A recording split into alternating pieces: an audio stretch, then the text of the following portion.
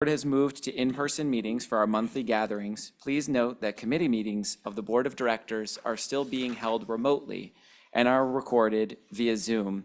Audio and video recordings of the meetings, along with unofficial minutes of the meetings, are posted as soon as practicable to the board's website. You can visit rtd-denver.com, and a live stream of this meeting is also available via RTD's YouTube page. During tonight's meeting, we are also providing Communication Access Real-Time Translation, also known as CART. Anyone who would like to access this service should please send an email to the RTD board office at the email address rtd.boardoffice@rtd-denver.com, and a link will be provided. Additionally, the CART transcript can be automatically translated into Spanish for anyone who would like to have access to a transcript of this meeting in Spanish as well. At this time, I will now ask Secretary Guzman to please lead us in the Pledge of Allegiance, and if you could please leave your mic on. I pledge allegiance to the flag of the United States of America and to the republic for which it stands, one nation, under God, indivisible, with liberty and justice for all. Thank you very kindly, Secretary Guzman. At this time, I'll now ask Director Lewis to please read our land acknowledgement. The RTD Board of Directors acknowledges that the land on which our buses and trains operate is the traditional territory of the Ute, Cheyenne, Arapaho, and other contemporary tribal nations that are historically tied to these lands. We honor our indigenous elders who have traveled, inhabited, and stewarded these mountains and hills and plains throughout generations. May this acknowledgement demonstrate a commitment to working to dismantle the ongoing legacies of iniquity of the Native and all historically oppressed peoples, and recognize that their current and future contributions in the district as we move forward. Thank you very much, sir. I will now call for the roll and determine a quorum. Treasurer Bouquet. Present. Director Broom. Present. Director Busick. Is absent. First Vice Chair Catlin. Here. Director Deschel. Here. Second Vice Chair Geisinger. Here. Secretary Guzman. Present. Director Harwick. Here. Director Lewis. Present. Director Rosenthal. Present. Director Ruscia is absent. Director Sloan. Here. Director Tisdale. Present. Director Whitmore. Present. And this is Director Davidson speaking. I am here as well. At the moment, that is 13 present and 2 absent. I'll note for the sake of the record if we are joined by any other directors. With 13 present, we do have a quorum. There are no retiree awards this evening. The third quarter retiree awards will be announced at the September board meeting of the Board of Directors. We'll next move to our public participation period, which is open to anyone who would like to address the board. As we have both in-person and remote attendees, in-person comments will go first, followed by those who are participating remotely. For those attending in person, please come up to the podium when your name is called. If you have not already signed up to speak and would like to do so, please approach the podium when I call for any additional speakers. For those attending virtually, if you wish to speak and have not already done so, you can raise your virtual hand by pressing *9 on your phone or raise your virtual hand on Zoom. Staff will unmute you when it is your turn to speak, and if you are dialed in via phone, press *6 to toggle your mute settings. Please bear in mind that by participating in this process, you are being recorded. If you do not wish to be recorded, then your comments can be submitted in writing to the board office.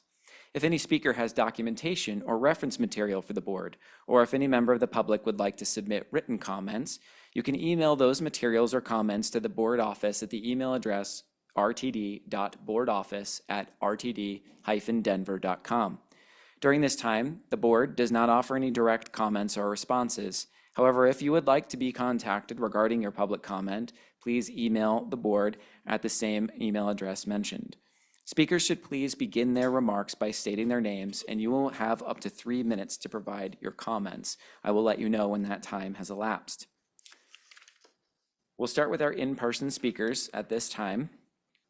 And on the list, I first have, and please forgive me if I mispronounce your name, we have Jackson Lee Ledesma here to speak. If you could please come up to the podium, introduce. I'm sorry? Thank you. Okay. Oh, I'm sorry, I missed that on the check mark. My apologies. Thank you very much. That's my fault. We'll next go to Chris Nicholson, please.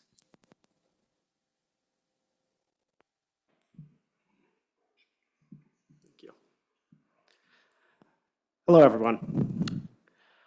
I want to start off, because you're in the middle of CBA negotiations, by saying that we have phenomenal transit workers. And I know that because they keep getting hired away by UPS. And the board should do everything it can in this negotiation to create working conditions so good they attract people to RTD rather than driving them away. Now, one important part of operators' jobs is collecting fare payment.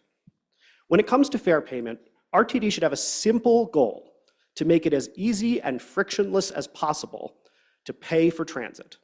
The best way to accomplish that goal is credit card tap to pay, as we've seen in New York. And I'm glad to hear that the agency is taking that seriously. There's no reason to wait. But not everyone has a debit or a credit card, and sometimes people need to pay for other people. That's why even systems like MTA that have tap to pay also have ticket machines. And the reason I bring up tap to pay is that when you install the new ticket machines on the agenda tonight, they will serve a radically different purpose than they do today. Most tourists will not use them to buy a single ticket. They will simply tap and walk onto the train at DIA. The overwhelming majority of people who step onto the Colfax BRT will do the same. Instead, these machines will serve people who need to pay in cash or who want to load a balance on a card. So it's critical, for example, that all of these machines can load, reload, and dispense MyRide cards for people purchasing more than a day pass worth of value. It's important that they can print single-use paper tickets that can be scanned by the readers. Masabi's hardware does support static barcodes, and we should take advantage of this. In terms of the board's responsibility, I think you should see this as a critical opportunity to look at the entire system of fare payment, how people pay for RTD, where the friction points are, and how you expect that to change when you move toward offering credit card tap to pay. Each decision like this has to be part of a cohesive whole.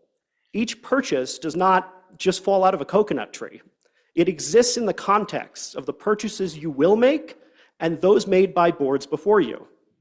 I ask you, as I did 2 months ago in different words, imagine what fare payments can be like, unburdened by what they have been. Thank you.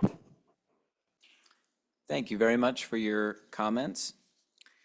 Next, move to our next in-person speaker. This is Emma Griffin, please.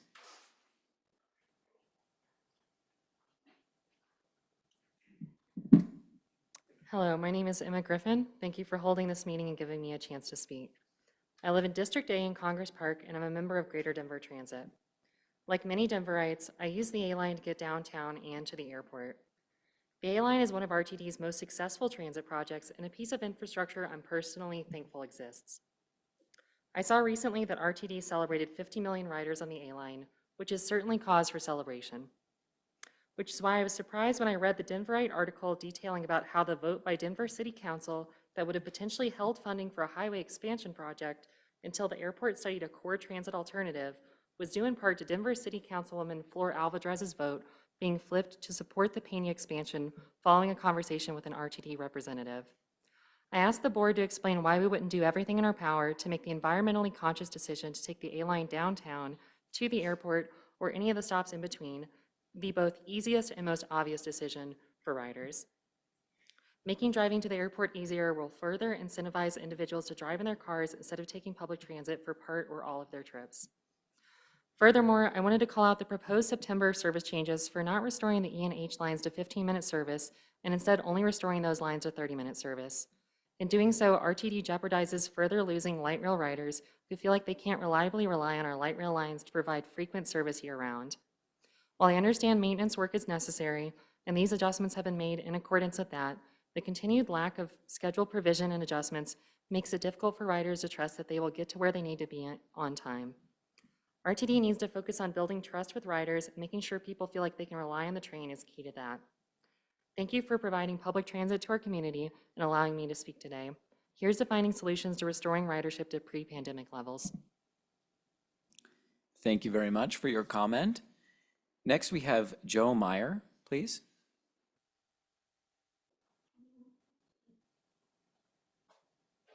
Good evening. Thank you for the opportunity to speak tonight. My name is Joe, and I'm here to echo the letter sent by Greater Denver Transit that called for a need for a top-to-bottom review of the service planning process to make it more modern and flexible. It's likely too late now to update service planning, flexible, agile schedule changes to make the E-Line riders have a better experience when traveling anywhere between Denver and the tech center. But I hope that an overhaul of that planning process can make this issue non-existent in the future when other maintenance work needs to be done. I acknowledge that maintenance is needed, that slow zones are a reality, that keeping our safety as riders paramount is important, and I fully agree with the organization for keeping safety important, doing the maintenance that they need to do. But I don't think that means you can just rely on, frankly, terrible schedules to move riders through that corridor.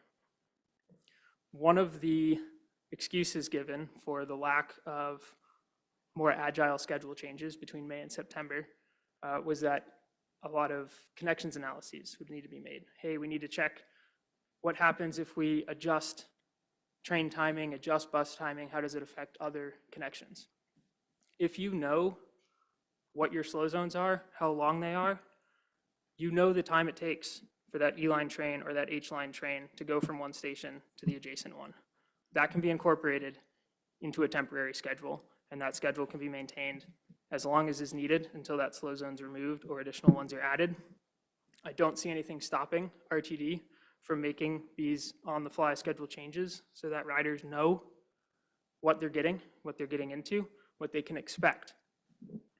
You don't need to do a connections analysis there. That train is going to be 20 minutes late already.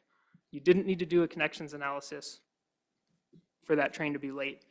So just publish the time that it's going to take for that train to move between stations when you know how long and what speed the slow zones are. With all of that being said, there's opportunities to make the experience better for riders on other parts of the system, and I urge the board to hold RTD management accountable to do this.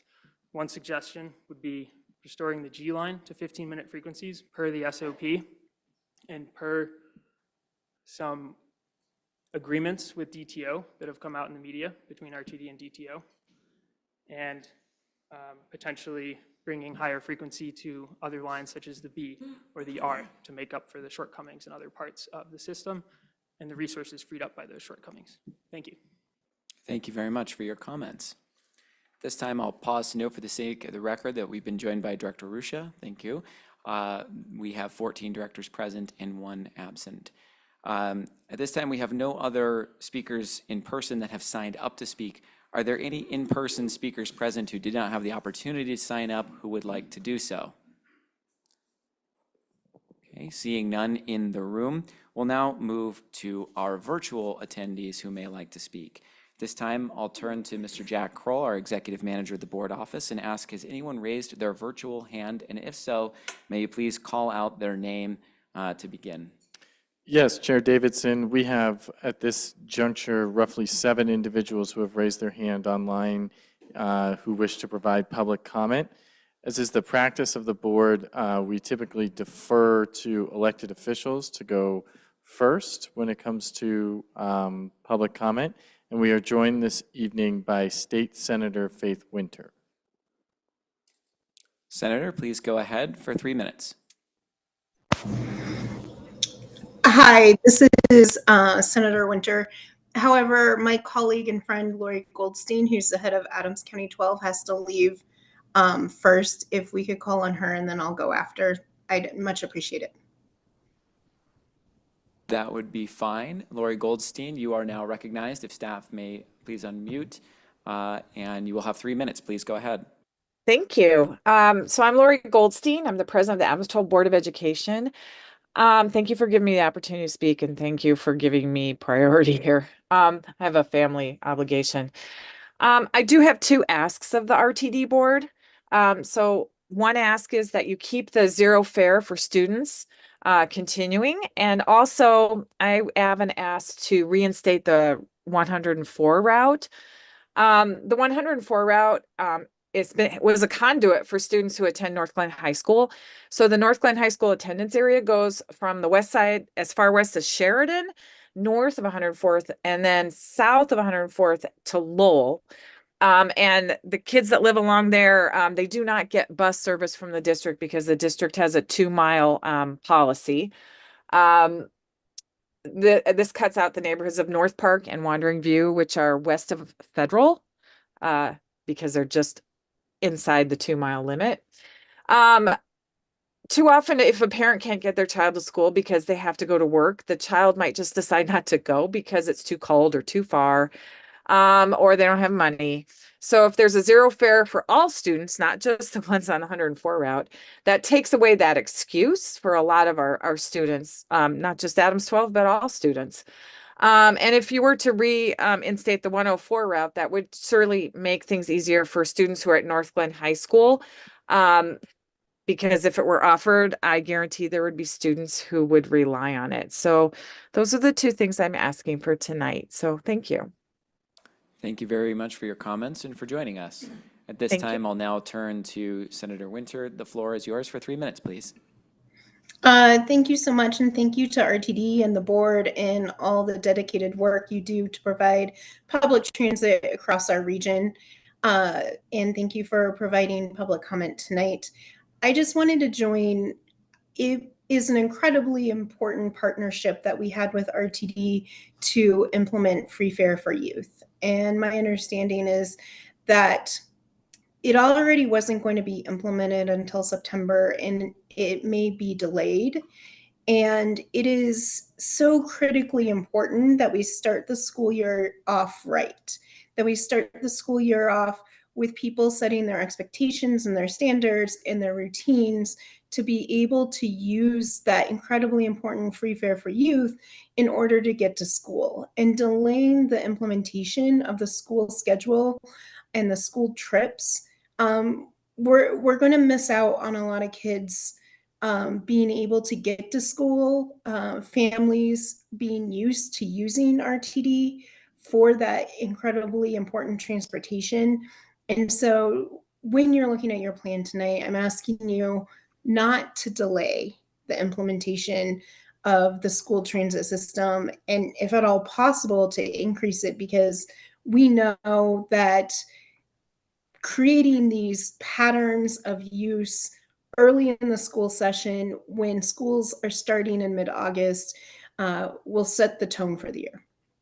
Thank you. Thank you very much, Senator. Mr. Kroll, if you could please call the name of our next speaker, and if that speaker can begin once your name is called. Yes, thank you, Chair Davidson. Next, we are going to go to Alexis Marsh, who is an Adams 12 school board member.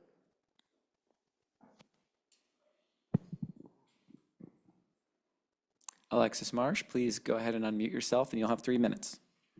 Great, thank you. And I again want to echo Senator Winter.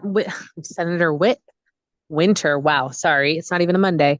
And my colleague, board member Goldstein, in thanking you for taking public comment tonight. And I have to say my stepson, who is no longer an Adams 12 student, but in college uses the free fare. So I really appreciate, and I want you guys to know how much our youth really appreciate this program.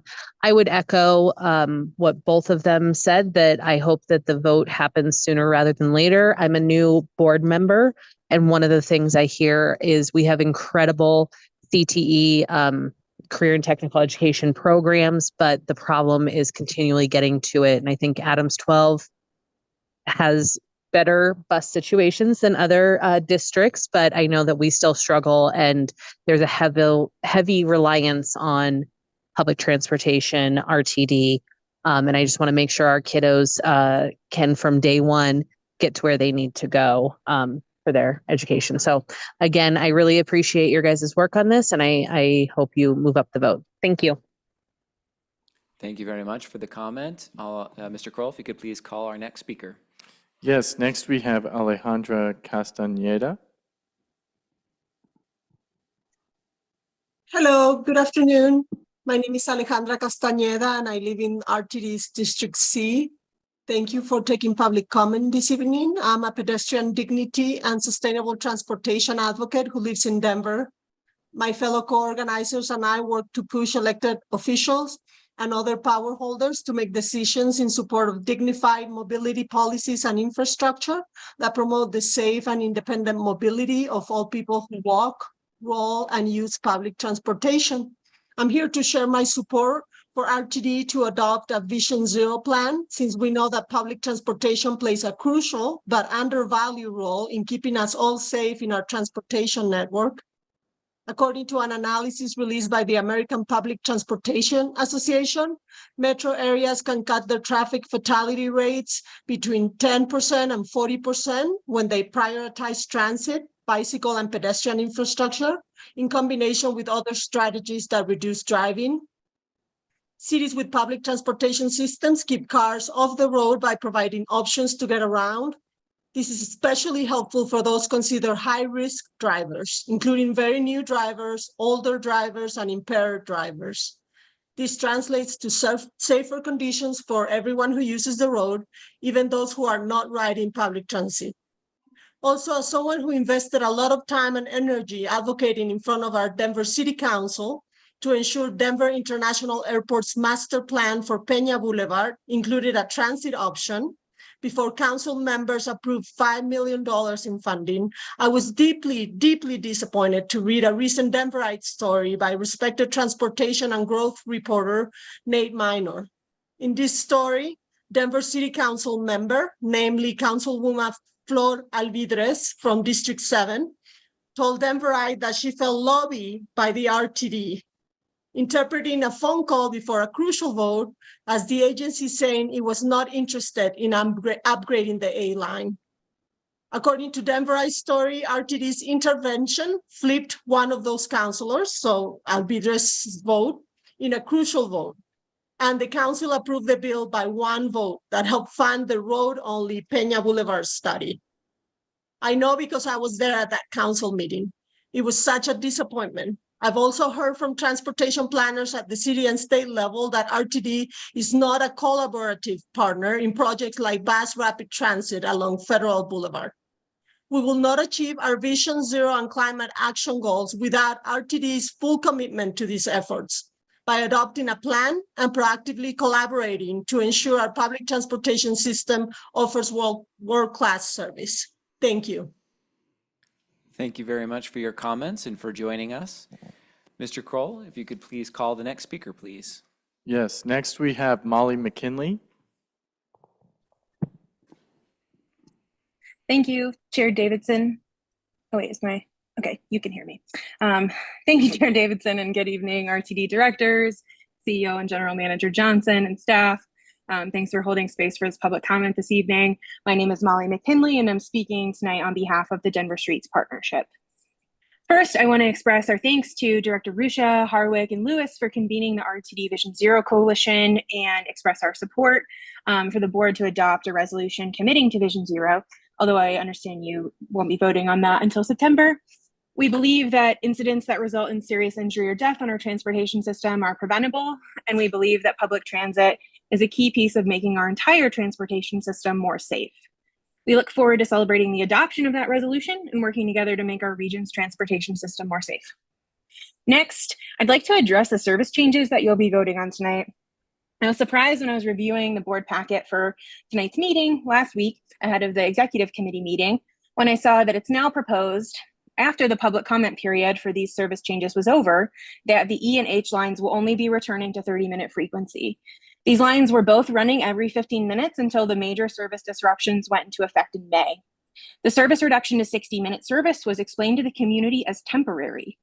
Failure to restore frequency to the level of service before these disruptions is unacceptable and is a disservice to riders who depend on these routes to access their daily destinations, including students and faculty at the Auraria campus who were unaware about this proposal until I reached out to them last week.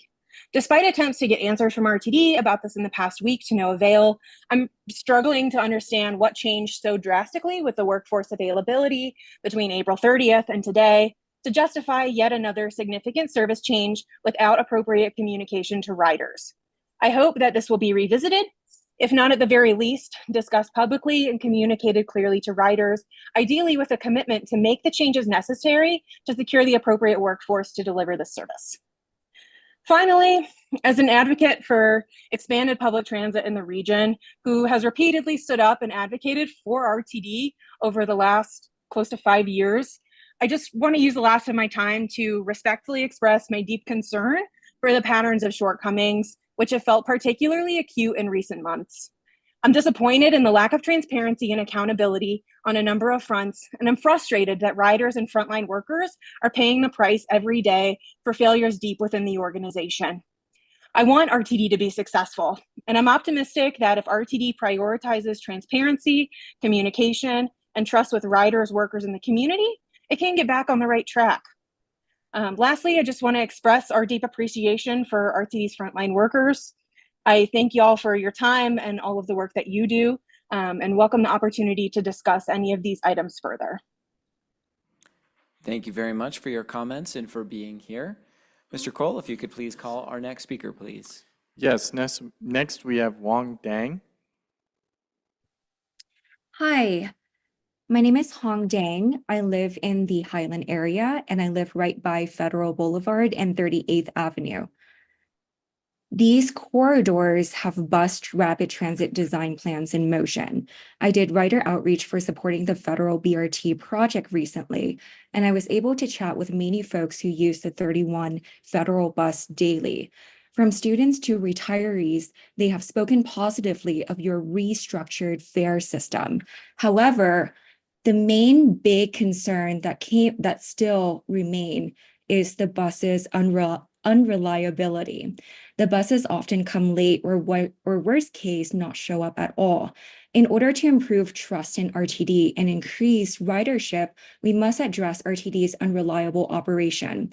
I would like to suggest reforming your workers' benefits to better retain and attract operators. You must ensure that there are people who are able to provide reliable service. Reforms such as lower healthcare premiums, quicker timeline for raises, 6-month retention bonuses, and other measures for your operators will allow all Denverites to benefit from your services. During our rider outreach, my fellow volunteer and I handed our bus operator a written note thanking her for being our bus driver. She started crying and thanking us for recognizing her work. It is important to me and many other Denverites that our bus operators are treated well so that they can continue to provide their invaluable labor. Thank you. Thank you very much for your comments and for being here. Mr. Kroll, if you could please call our next speaker, please. Yes, next we have State Senator Jeff Bridges. Thank you. Senator, please go ahead. Hi, thanks so much for having me today. I just wanted to express my deep dismay that you are delaying the fares, the decreased fares for young kids. I mean, we've got students starting school early August, and those fares aren't rolling out until late September, assuming everything goes to plan. My understanding is that a lot of the support for that came from state dollars. Speaking as a member of the budget committee, I'm extremely disappointed to hear that that fare will not be something that those kids can take advantage of until well into the school year. I think that disrupts families, that disrupts school service, that disrupts a lot, and that's not what we had in mind when we sent that money your way. Thank you very much, Senator. While this board typically does not respond to public comment during this because of the comment we have received, I do just want to clarify that the zero fare is continuing, and we can address that more clearly at a later point. Thank you very much for the comments on that, and Senator, thank you for joining us. At this time, I will now ask for Mr. Kroll to please call our next speaker.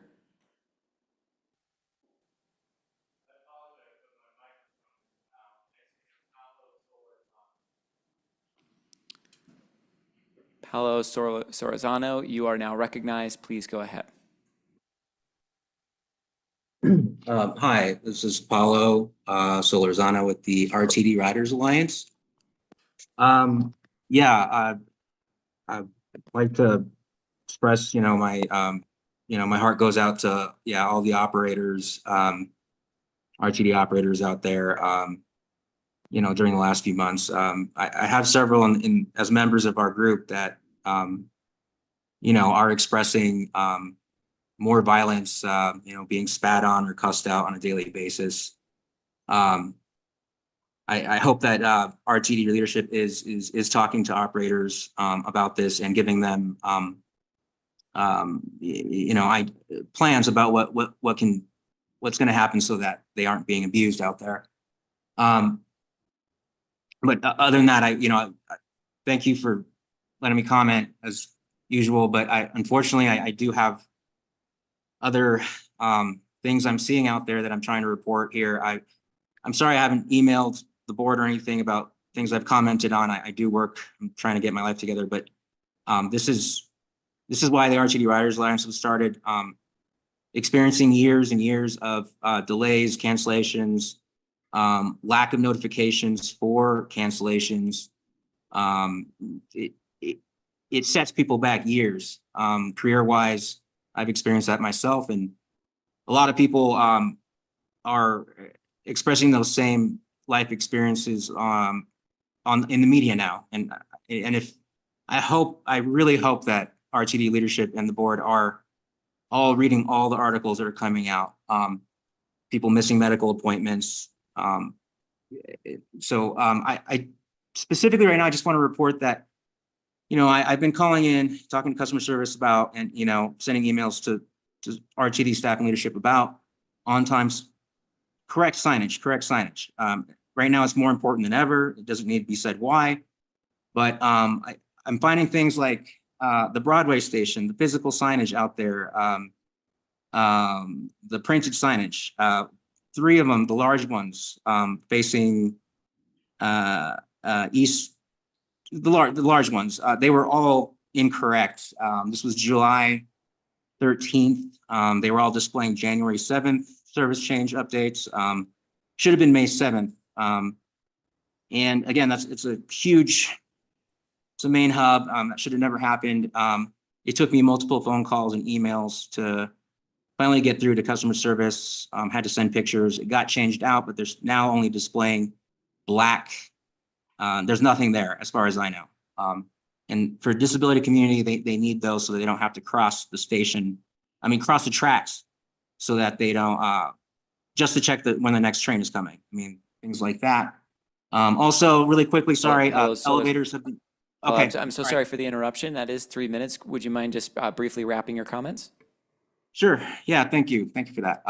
Last thing, as far as the disability community is concerned too, the elevators have been going down quite a bit on the H line, R line, sometimes daily. Hopefully, I'm thinking that RTD can help out with that. The bus shuttles are being sent out, but the notifications do not tell you where to catch them. Thank you very much for your comments. We do need to wrap there and move on, but you certainly are welcome to submit additional comments to us as well. Thank you. Mr. Kroll, if you could please call on the next speaker, please. Yes, we have one final speaker, and that's Nate Trella.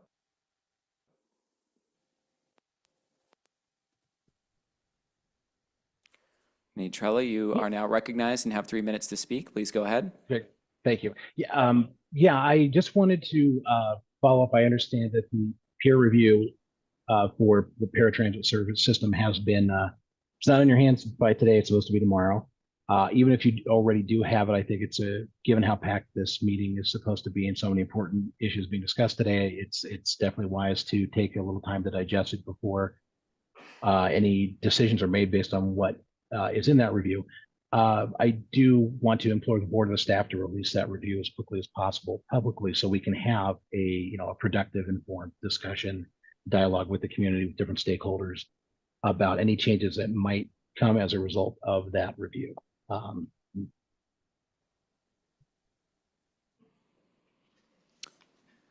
Thank you very much for your comments, and thank you for being here. Mr. Kroll, are there any additional hands raised? There are not. And Mr. Kroll, can you please read into the record any emailed comments that were received for today's meeting? Yes, you all received 3 email comments for today's meeting. One was a letter from Greater Denver Transit in which they spoke on a number of issues related to the July board meeting. Next, we had a letter in support of Vision Zero, which came from a host of nonprofits in the area, including Denver Streets Partnership, Denver Bicycle Lobby, CCDC, Greater Denver Transit, and Pedestrian Dignity. Finally, you had a letter from an individual, Jake Cohen, that spoke to RTD's position on or information on the A-line study. Thank you, Mr. Kroll, for reading that into the record. With no other participants in the queue, we will now close public participation period at this time. And again, I'd just like to clarify and thank you everybody for the comments as always. While we typically do not comment at this time, I do just want to call everyone's attention that this evening on the unanimous consent agenda, item B does contain the continuation of Zero Fare for Youth. Thank you everybody who has taken the time to be with us here and share your thoughts with us. As always, very much appreciated. We will now move to the external entities reports on our agenda. There are 2 external entities reports this evening. I'd also like to note for the sake of the record that we are joined by Director Busick, I see at this time virtually. That is 15 directors present. Thank you. Our first external entities report is from the Citizens Advisory Committee, or CAC. Mr. John Fusa, may you please present your report? Thank you, Chair Davidson and board members. I'm here providing a brief update on behalf of the Citizens Advisory Committee. Our activities over the last month or so. We met in July, on July 11th, and had a full agenda as we've had all year. So I do want to acknowledge we've been busy.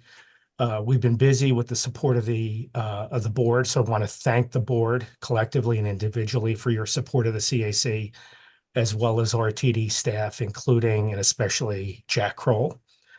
The highlights of our July agenda and meeting are that we had an update and presentation from Assistant General Manager Dave Jensen on the issues arising from the enhanced inspection regime for the light rail system on the south side of the RTD network, and the resultant slow zones that have been imposed, service disruptions, and repairs. And it was an informational update. I think the CAC, continuing to support RTD, expressed concern over communication and frankly recommends to RTD, both the board and staff, that as this issue rolls through the rail system, especially the light rail network, that it is paramount that RTD communicate these service disruptions and impacts so that patrons and riders can make travel choices. We are concerned that it will depress ridership, not just in the short term, but in the long term. And we also have some concern that this issue, which is a major issue for RTD and the board, so we don't need to repeat that, will have some effect on the November ballot question for the Tabor referred measure. We hope that that is not the case. We think that debrucing and the Tabor ballot measure is critical to RTD's future fiscal and financial sustainability. And we just encourage RTD, the board and staff, to continue to communicate and provide all necessary information about service disruptions to ridership. So that number one, that patrons are not inconvenienced more than they already have been and need to be. And so there's no negative impact on the November referred ballot measure. We also had an update from Deputy Chief of Police Glenn Horn on system safety. This has been a kind of a longstanding request of the CAC. So we were very pleased that the Deputy Chief was able to spend some time with us and discuss with the CAC system safety, ridership safety, and what the organization and the police team is doing to make sure that riders are safe. The system is safe, both for rider attraction and for the customer and rider experience. And so the CAC expressed its support for the police initiatives, including but not limited to the planned expansion of the RTD police force away from kind of the security contractors and having more RTD police on the ground and in the system. The board, I'm sorry, not the board, you're the board, we're the CAC, pardon me. CAC continues to express its support for the Tabor referred ballot measure, talked about ways that the CAC, as kind of a representative organization of riders and stakeholders in the district, can come out in support of that referred ballot measure after the summer's over and we enter the election season, and support that. We'll continue to work with RTD staff, but on that to be positive and to help get the word out about the importance of that ballot measure. We certainly, if the RTD board has any input on how the CAC can be helpful and supportive on that referred ballot measure on Tabor in November, we certainly would like to hear that. That is a priority for the CAC to be supportive of that measure. Lastly, as some of the board may know, or all the board may know, we have a number of openings on the CAC. And as we've been, the past year I would characterize as transitional. We've updated the CAC charter with RTD support and board support, so thank you. So we feel good as CAC members, and I feel good as a CAC co-chair that we've made a turn. We have a work plan for this year. We have support from the board and staff, but we do need to fill some open seats, which are growing as we go through the year. In fact, a longtime CAC member, Jim Palmento, from the northwest corner of the district, will be leaving the CAC to pursue other activities. And we want to thank Jim for his role on the CAC and his support of the CAC and RTD over the past few years. We would like RTD board support for filling those open positions through the solicitation, recruitment, and appointment process. And that'll be a big topic for the CAC at our next meeting, which will be in September. Again, if the board has any input and guidance, we are open to that. We would like to hear that through staff, through Jack Kroll, that is. It's important that we repopulate these open positions so we can be effective and continue in our role to kind of provide public input through that perspective and be supportive of RTD activities. I think with that, I want to thank the board for allowing me this update. We will not have an August meeting. We will resume our meetings and activities in September. Have a terrific rest of your summer. Thank you. Thank you very much, Mr. Fusiff, for your report and for joining us here. We have a second report this evening. This is from our Access-a-Ride Paratransit Advisory Committee, and Miss Julie Jennings has joined us. You may please present your update. Oh, excuse me, sorry. Just a moment.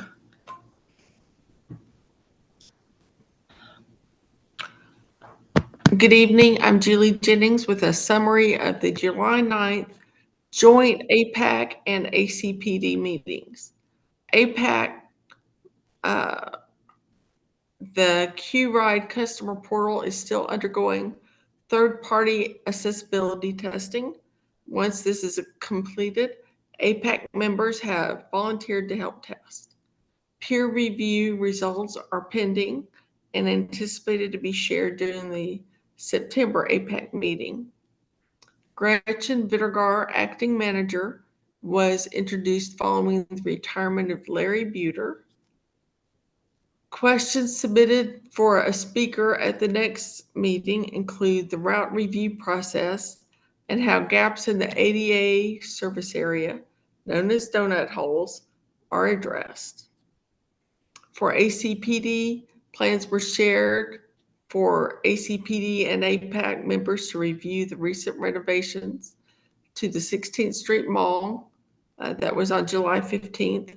And information was provided about the 60 years of civil rights event that occurred on July 20th.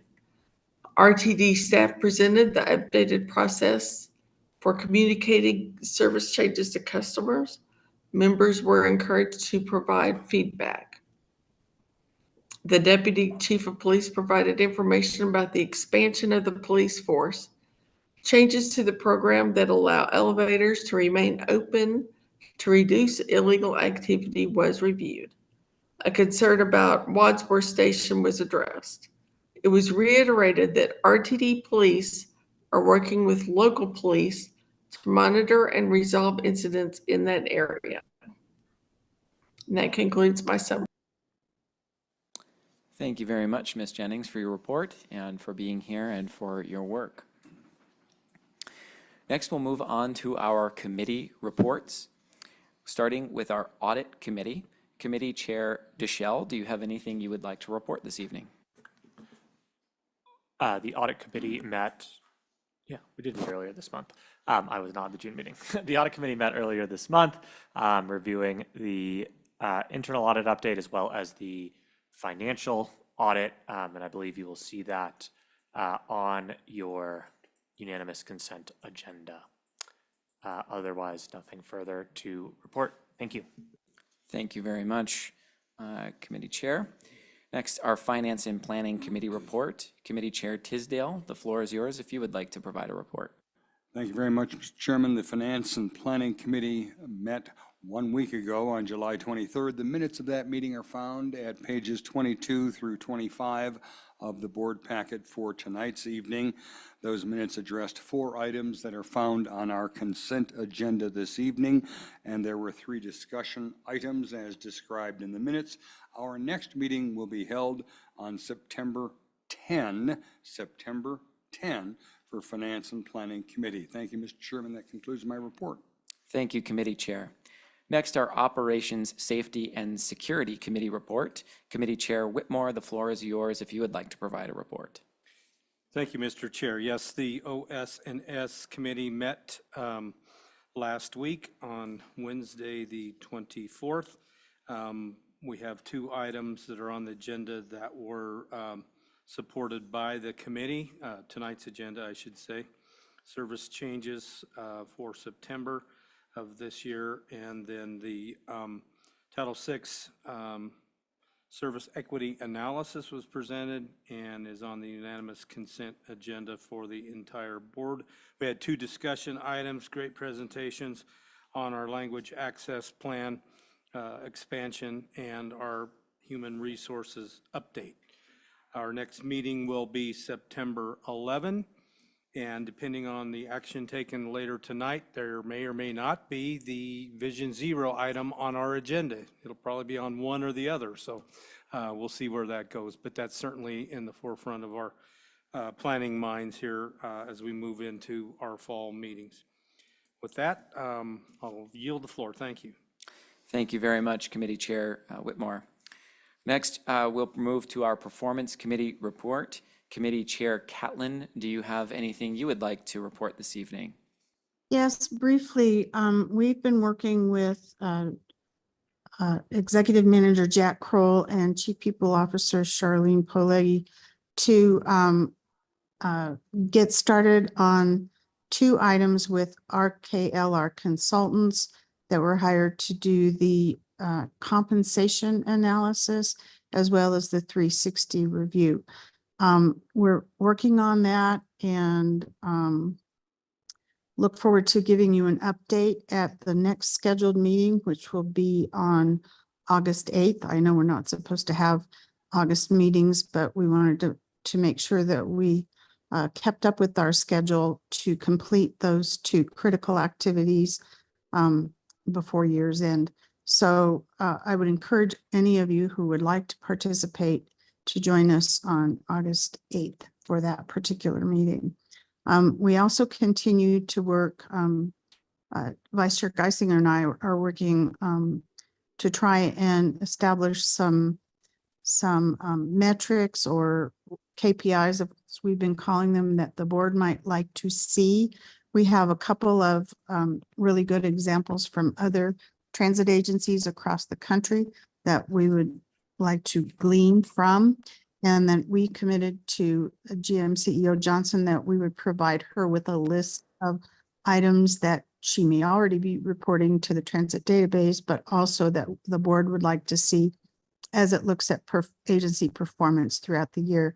So I would encourage any of you to let either Vice Chair Geisinger or I know if there are any particular measures that you would like to see reported on either a monthly, a quarterly, or an annual basis. With that, Mr. Chair, I conclude my report. Thank you. Thank you very much, Committee Chair Catlin.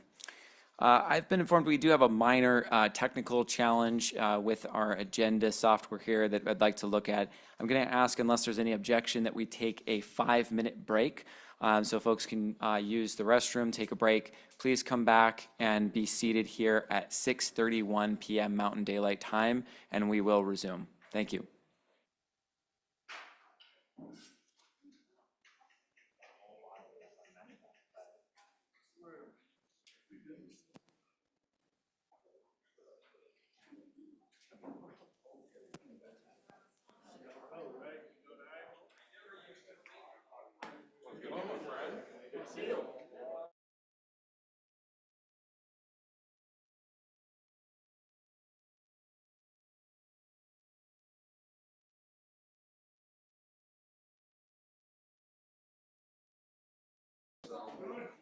On ballot.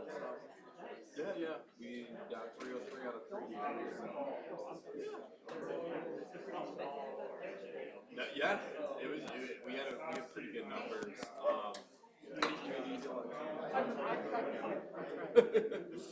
So hopefully Mickey Mouse doesn't get canceled.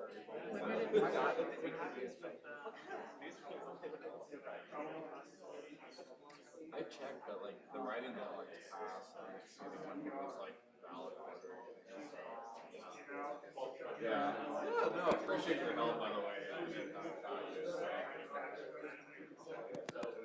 Big fraction. So. Yeah. All good, man. Glad things are doing okay. So.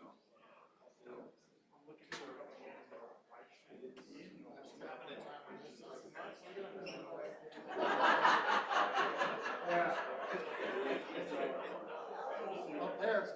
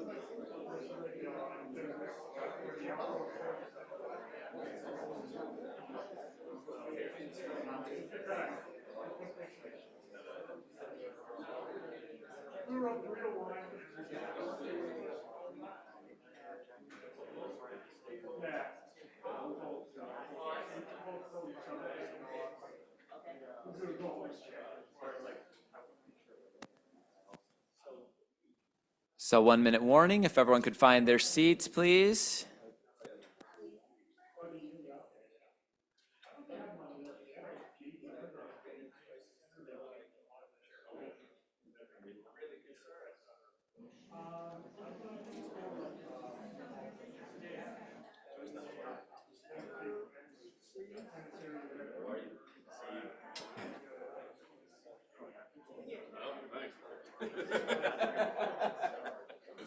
All right, if everyone could find your seat, please.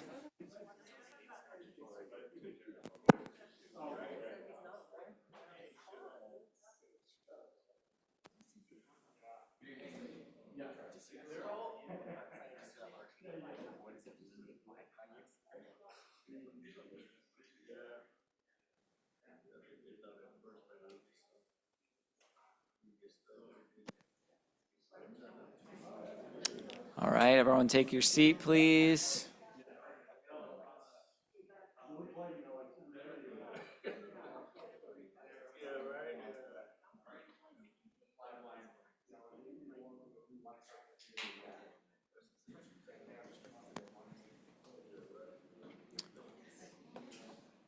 All right, we will reconvene.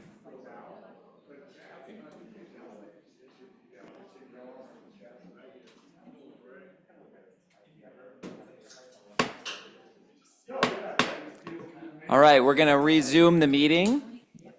All right, thank you very much. This is Eric Davidson speaking. We are resuming the meeting after resolving our issue. Thank you for the patience. It is now 6:32 p.m. Mountain Daylight Time. At this time, we will move on to the approval of the board meeting minutes and committee reports. The board and committee minutes were included in the board packet. Are there any corrections from directors for the minutes to be approved this evening? Okay, seeing none, unless there is an objection to considering the minutes all at the same time, may I please have a motion to approve the minutes for the following meetings? June 24th, 2024 special board meeting. June 25th, 2024 special board meeting. June 25th, 2024 board meeting. July 1st, 2024 performance committee. July 11th, 2024 audit committee. July 22nd, 2024 performance committee. July 23rd, 2024 finance and planning committee. July 24th, 2024 operations, safety and security committee. July 25th, 2024 executive committee. Mayor Tisdale as the movant, Broom as the second. Is there any discussion? Seeing none, are there any no votes on the action? Okay, that will pass unanimously. Thank you. At this time, we will now move to the chair's report, followed by the general manager's report. Since we last met, I have a few updates to provide and some general comments and thoughts. I have continued to engage and communicate with the leaders of the region about RTD's recent activities and forthcoming activities, including participating in meetings and events such as the Northwest Mayors and Commissioners meeting, which I attended with Second Vice Chair Geisinger. I would like to just state for the record that RTD is committed to engaging with the region's leaders and the public and our partners at the state and legislature on enhancing transit in Colorado. Thank you to our General Manager and CEO Johnson and many of my colleagues here today as one example for participating in the Transit Tuesday meetings that were arranged by members of the Transportation Legislation Review Committee, or TLRC. I look forward to engaging with our state partners, and I am excited to work with our General Manager and CEO to provide RTD's formal presentation to the TLRC this September. On July 16th, I had the opportunity and the privilege to participate in and speak at an event hosted by RTD to celebrate 50 million customers riding the A-Line. General Manager CEO Johnson and myself and many others had a chance to celebrate this opportunity. It was our pleasure to celebrate our customers for their dedication to transit in riding that line, and to celebrate all the tremendous hard work that went into building a popular service line that has run 24.3 million miles in its lifetime, which is 51 trips to the moon and back. I would like to thank the entire RTD time at this moment, with a special focus on our Maintenance of Way team, as well as our operators out in the field, for demonstrating tremendous resilience and perseverance dealing with the issues and slow orders caused by our increased preventative maintenance standards. Your resilience, your perseverance night after night for those of you working on the line, and the perseverance for those that are providing service to our customers are noticed. It is appreciated, and we tremendously thank you. I think I speak on behalf of all of the agency. I know I speak on behalf of all of the agency when I thank our riders and our customers for their resilience as well, their patience, and their dedication to leveraging transit to where they need to go. Again, we see you, we appreciate you, especially during difficult and challenging times through which we persevere. I will now at this time hand off the floor to our General Manager and CEO Johnson for her report, but I will end my report in the handoff by congratulating our General Manager and CEO Johnson for being honored by the Denver Business Journal as an outstanding woman in business. We certainly hope that you enjoy the event that is coming this Thursday to honor your great leadership in the region. Thank you, General Manager. Yes.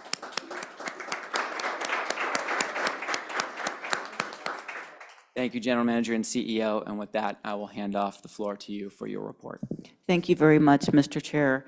As introduced, Deborah Johnson, General Manager and CEO. First and foremost, thank you so much for those comments as you collectively with the board involved acknowledge the hard work of our frontline employees. Oftentimes, that recognition is fleeting. So I greatly appreciate it on behalf of all the people that comprise this dynamic agency.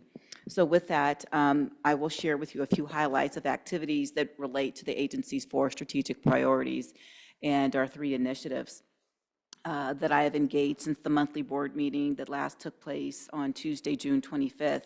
I will also be presenting an update on activities related to phase 1 of the near-term rail reconstruction project, as well as the coping panels project and light rail preventative maintenance and slow zones related.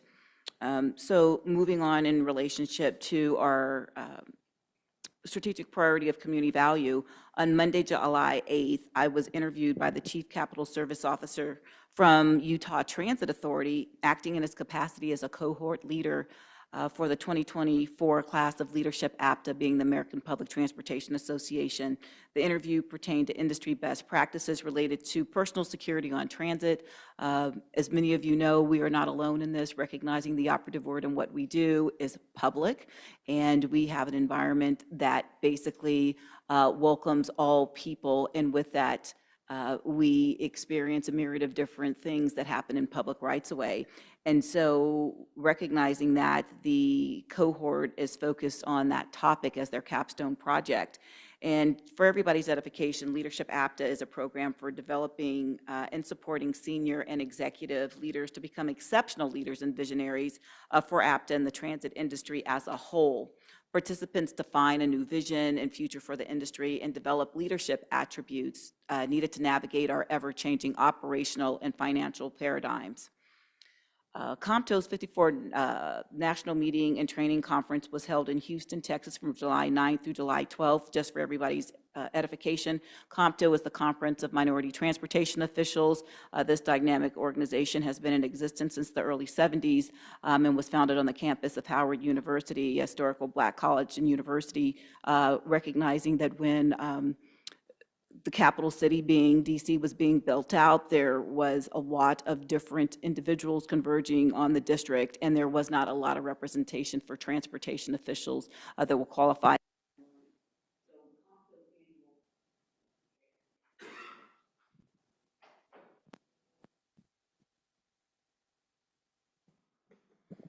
So COMTO's annual conference brings together industry leaders across all modes of transportation for 4 days of learning, training, and networking.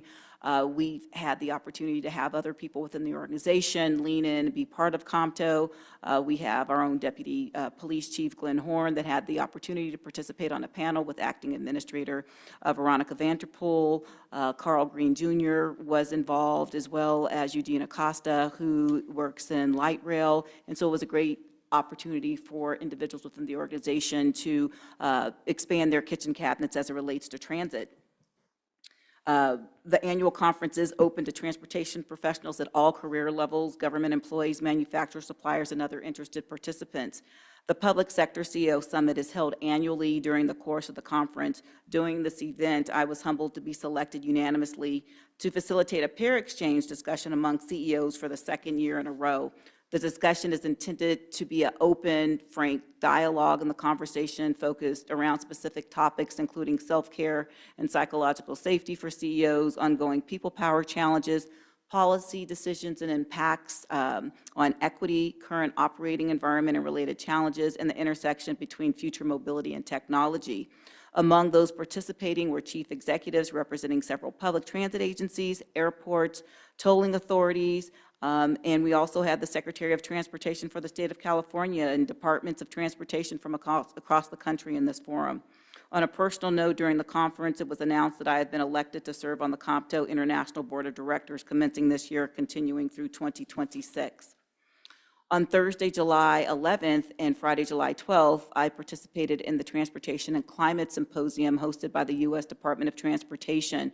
The keynote was Deputy Secretary of Transportation Polly Trottenberg, and the impetus behind this was to bring together different facets of elements that needed to be discussed relative to climate solutions and innovations toward transportation decarbonization, transformation, accessible communities, and mobility freedom for all.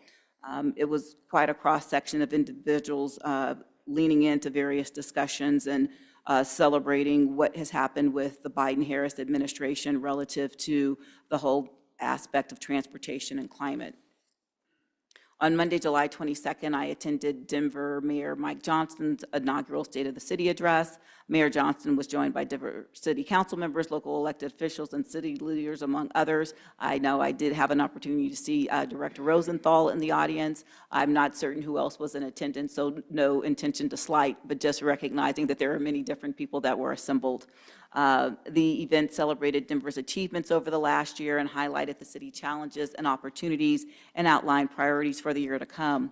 On Wednesday, July 24th, I, along with Deputy Chief Steve Martingano, had the privilege of meeting with Tim Keller, the mayor of the city of Albuquerque, and Harold Medina, the city's chief of police, and other members of a delegation of Albuquerque city officials that had met with the city and county of Denver, and that who were visiting specifically to engage in broad-ranging discussions regarding RTD operations and transit system best practices.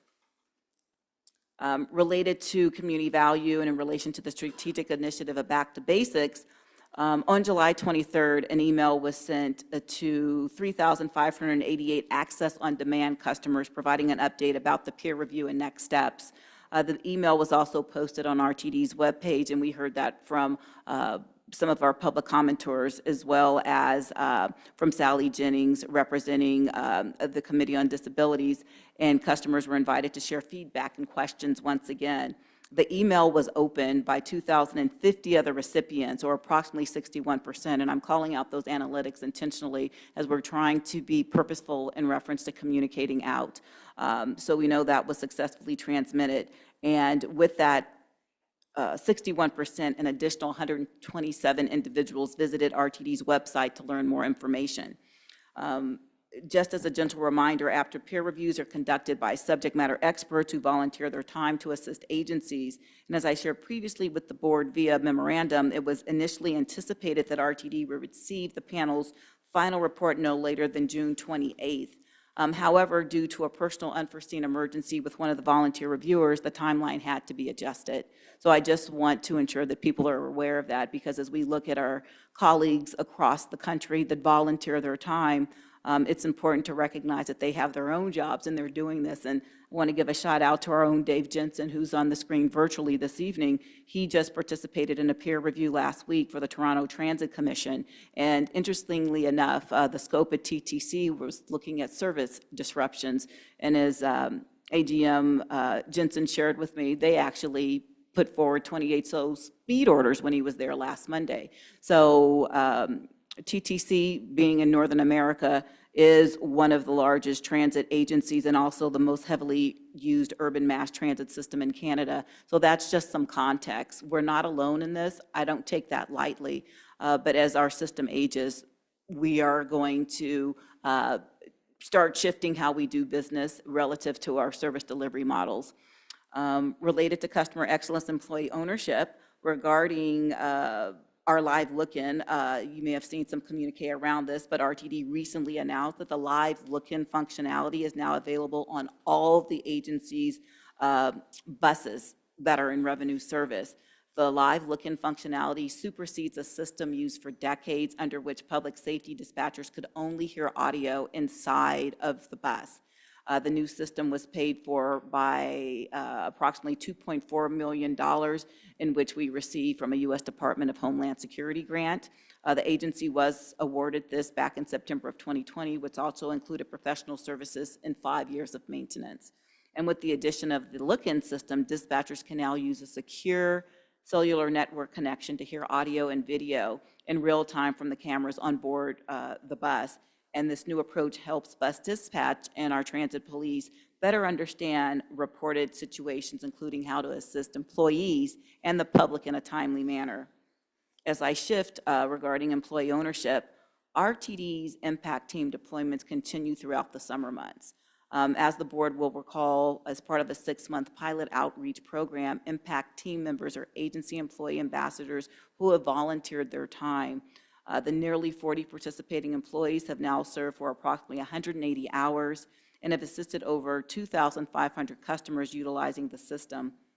By being present and available at stops and in stations, the impact team can immediately answer questions, alleviate concerns, provide directions to activity centers, and gather feedback and improve RTD services and ensure needs are satisfactorily met. We recognize that we have opportunities there, and so we're leaning into the moment.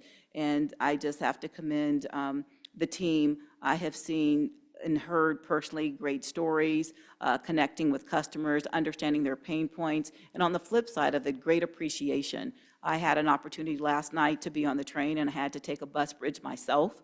And I was, standing room only on a bus, and this one customer actually said to me, well, it happens, and I was explaining to him the residual impacts of the copper wire thefts. And he was like, wow, and he was talking about he worked in a different industry, and the impacts there, because I believe he was in aviation. But long story short, he said, you know what, we're on this bus. And a bus isn't a bad thing. He was like, this beats driving. So as the more we get out, we can understand people's stories because we all have them. And oftentimes it just puts things in perspective. And so I will segue now to my brief presentation. I see it up on the screen, so I'll get going with that and then round out my comments and yield the floor back to you, Mr. Chair. So during this brief presentation, I will present updates as I outlined earlier about the Downtown Rail Reconstruction Project, Coping Panels Project, and speed restrictions. The Coping Panel Project, as everybody should be aware, is along the I-25 corridor, and then the speed restrictions, as we know, as we look at our preventative maintenance, those have come into play due to the fact that we are trying to ensure our network is in a state of good repair. So first, I will touch upon the rail reconstruction project. And I'm pleased to report that the work on the intersection of Broadway, Welton Street, 19th Street was completed at the beginning of January. Work has now commenced on the intersections at 15th and California and 15th and Stout, which started 2 weeks ago on the 15th of July. Crews anticipate their efforts will continue in these areas for approximately an additional week, after which the work will shift to 17th Street. And outreach to businesses and residents in the vicinity of these intersections will continue as the work progresses. Quickly on the Coping Panels project, You may recall that this commenced last year in April of 2023. But one thing that's interesting, we live in an area that has 4 seasons. So as we talk about the work that we're doing, I know it's been a hardship on our employees navigating this and dealing with individuals that have less than a sunny disposition because they have been impacted. But unlike other areas, we have a small window in which we can do work. So it seems as if this summer has been the perfect storm where everything just sort of cascaded, for lack of a better phrase. But with this project in and of itself, just to remind everyone, the focus of the project is to repair the caps on the retaining walls adjacent to the tracks along I-25. It's critically important when you think about our tracks abutting, an interstate. And these retaining walls are critical in reference to maintaining an environment where you can have vehicular traffic traversing an interstate and then have an operational light rail line. The project is requiring trains to operate along a single track segment in areas where crews are present on the other track. So this is no different from vehicular traffic being on a street whereby there's road work happening and people are yielding when you have a flag person out there directing traffic in one direction and then in the opposing direction. So that's exactly what's happening along this segment, which has caused residual impacts throughout the network.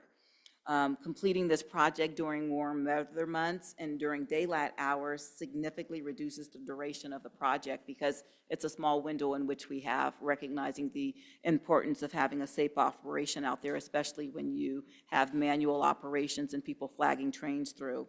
The conclusion of this project is anticipated to align with the implementation of the September service changes, hence that's why we shifted, trying to provide greater flexibility from the September 15th to the 29th so we could have schedule adherence. And I am pleased to state that with this project in its final phase, it's currently 2 weeks ahead of schedule. So transitioning quickly to the speed restrictions that we keep talking about, I wanted to just have this graphical depiction here that showcases that four slow zones remain in effect for light rail consists along the corridor segments that are depicted on the map that you see to our right. And these slow zones are causing nominal delays for customers. And I know I don't like using terms like nominal, but it depends. It's like a minute or two. But there could be more when you think about the network as a whole in relationship to what I just said about the coping panel projects, because we're talking about the DH and R lines. And so we know that there is a certain quadrant of our service area that's being heavily impacted. I cannot stress enough that these corridors remain safe for RTD operations. I'll say it once again, that it's safe for RTD operations. And if any time these tracks were deemed unsafe, I'd be the first to basically say, let's halt service. And I would beg for forgiveness later for not communicating that out to all of you all. So as we move to the next slide, okay, oops, let me go back. Seen here are the individual segments for which speed restrictions remain in place, and the speed restrictions are being lifted as repairs are completed, and approximately half of the initial restrictions have been removed thus far. Progress updates are regularly shared with the public and posted to the agency's website, generally on Fridays, if not more frequently, because what we have been doing, if there's something that happens on the previous night and it's not Friday, we want to get that information out to the public to be fully transparent. And we are providing maps, links for customer support, and additional transit options and informational materials. So as I conclude my report, I too want to share on behalf of many grateful colleagues and RTD customers, I'm a pause tonight to extend a sincere, genuine thank you to every employee supporting what has been a particularly demanding summer as relates to light rail repairs. The agency began the season with plans to complete the reconstruction project downtown, which, as you know, is the oldest light rail alignment, as well as continue to repair the retaining wall caps. Amid these projects, enhanced inspections on light rail have led to the implementation of speed restrictions until necessary repairs or preventative maintenance work is completed. This combined reality has been hard on customers and on many of the agency employees and all of you sitting around this horseshoe. I see and I acknowledge all that they're doing, and I want all employees to know that progress is being made. Rail construction is ahead of schedule, as I stated. Slow down zones are being lifted across the agency, from rail operations and maintenance of way to capital programs to bus operations, communications and engagement. Entire groups are delivering service to the best of their ability and keeping the public apprised of changes. I thank all those engaged in these efforts for rising to the occasion as RTD invests in a state of good repair. Their contributions are making a discernible difference to the life and health of the region, and their dedication is inspiring, and it's my privilege to be a member of this dynamic team. With that, Mr. Chair, I will conclude my report. Thank you very kindly for this extra time, and I yield the floor. Thank you very much, General Manager and CEO, and thank you for your commitment to continuing these reports throughout all of the maintenance that continues. We appreciate the additional presentations as part of your regular report, and thank you for the sentiments shared regarding our team and our community. May we all be resilient and emerge stronger. We'll next move to our unanimous consent agenda item. There are 6 items on the unanimous consent agenda listed under section 15. These are actions A through F. If anyone has a change to, discussion on, or questions about these items, please feel free to advise me at this time. And I, of course, will be happy to pull this off the unanimous consent. I do see Director Rusch's hand raised. Thank you, Mr. Chair. Can we pull item F, the September 2024 Title VI Service Equity Analysis, off consent, please?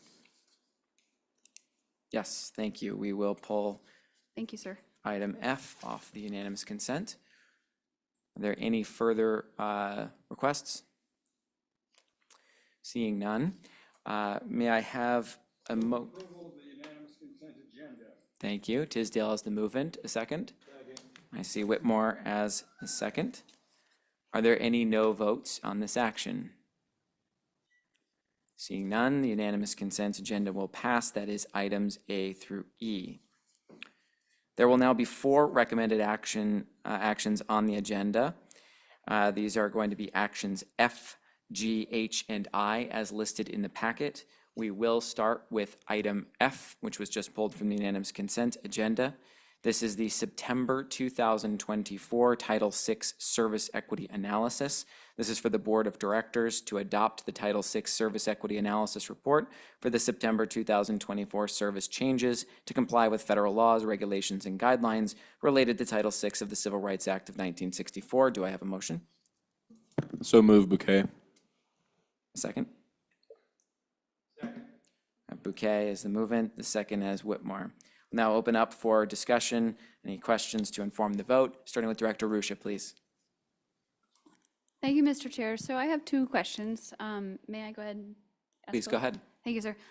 So the first question is, I'm just wondering if staff could explain what additional outreach was done in between the original proposal and the revised proposal that came before us at OSS, so that our constituents may reach out to directors with any additional or any concerns if they had them. If someone could explain just how that works, I would be appreciated from a process. General Manager, CEO, please. Thank you very kindly. Director Ruscha, for clarification, this came before OSS last week. Are you talking about what has transpired since last week, or are you talking about originally when we broached this?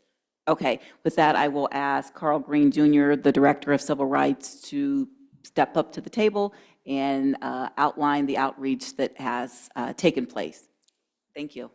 Mr. Carl Green Jr., thank you for joining us. The floor is yours, please. Good evening, Director Ruscha. My name is Carl Green Jr., Director of the Civil Rights Division. So as outlined in the board committee meeting, there was a robust community outreach led by the Communications and Engagement Department by Stuart Summers. So that was explained during that meeting, but the additional efforts with respect to the service equity analysis, we took a concerted effort to go above and beyond to specifically do outreach with respect to the Route 40, which is the only route that is classified as a major service change. So we connected with community partners to do outreach to a number of key activity centers. We had a outreach event at the Village Exchange Center, and most of the outreach was carried out through those mechanisms. So beyond the formal public comment period, there is no additional outreach beyond that timeframe. Thank you. Director Rusha? Just to, I think I understand I think I know the answer, but just to make sure. So because we only had one route that was flagged for additional review, and there were no amendments to the original proposal, then any other route that might have had an amendment or might have changed would not have gone through your, I guess, your department's process. Did I understand that correctly? Chair Davidson, if I may. Go ahead. Yeah, just to take a step back as far as how outreach or engagement is conducted as far as the service changes. It's sort of a parallel track where communications engagement will do the broad brush outreach and engagement with respect to all proposed service changes. And as far as the Title VI service equity analysis, we partner up with communications engagement, but we're only centered on specifically for the major service changes as it relates to the FTA Title VI circular, where we are, by those requirements, we are essentially focused on the Route 40 or any major service change. Thank you. May I Thank ask you. one more? Director Rusha, please go ahead. Thank you, sir. And again, I think I know the answer to this one, but just to make sure that we're all clear. So when we have seasonal adjustments and school tripper service came up during OSS and in comment, is that something that we also run through like our Title VI lens? And if so, could you explain how that does work or would not apply? If I may, just a point of clarification. Please go ahead. That RTD does not operate school trippers. That's in violation of the Federal Transit Administration and the regulations as specified. We do have tripper service whereby we place out additional buses to accommodate loads, and that would be no different as we deploy services for activities. And I just want to be clear as we go forward that we have an understanding because we are not in violation of the FTA because we cannot provide school bus service. Thank you. Thank you for the clarification. Mr. Green, anything to add? Yeah, the only additional point that I would highlight is what constitutes a major service change, which is that 25% reduction or increase of revenue hours or service hours for a particular route or line. So if it does not meet that threshold as set forth by RTD's Title VI program, which is adopted by the board in 2022, we would not assess the impacts for trippers. Thank you. Director Rusha, any follow-up? No, sir. Thank you. Thank you very much for joining us, Mr. Carl Green Jr. Appreciate it. We will now call for the vote. Are there any no votes on this action? All right, seeing none, that will pass unanimously with 15 yes votes, 0 no, 0 absent. We will next move to our next recommended action. This is item G for the September 2024 service change. This is for the Board of Directors to approve the September 2024 service change as revised and summarized in Attachment A, and to authorize the General Manager and CEO or her designee to execute contract amendments as necessary for private operators impacted by the service changes. Do I have a motion? So moved. Second. Deschelle as the movement, the second as Bouquet. At this time, we'll now open up for any discussion and questions on the matter to inform the vote, starting with Director Lewis. Thank you, Mr. Chair. You know, there's some really good things on the run board, and whether it's shoring up a line to be on time or adding service, I think we can springboard off these efforts to change the narrative about RTD. However, I have two concerns and one suggestion to share. First, the run board does not align with the start of the school year. I remember as a student, we used to start school after Labor Day, late Labor Day. Now our kids are starting the second week in August. And, you know, whether we call it a day tripper for school or not, the fact remains a lot of our kids in the metro area depend on RTD to get to school. You know, we need to align the run board to be able to adapt to the beginning and the end of the school year. Secondly, in September, we should be celebrating the completion of our construction projects through these projects that were justified construction projects that were justified. But they placed a lot of stress on our riders to get through the summer.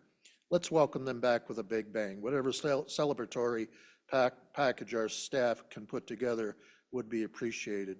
I do have concerns over the South Line, however, being restored to only 30 minutes. Let's do everything we can to bring it back to 15-minute frequency. We need to change the narrative again. Challenge staff to make this happen. And thirdly, as I have mentioned before, we need 2 access points to Union Station from Midtown.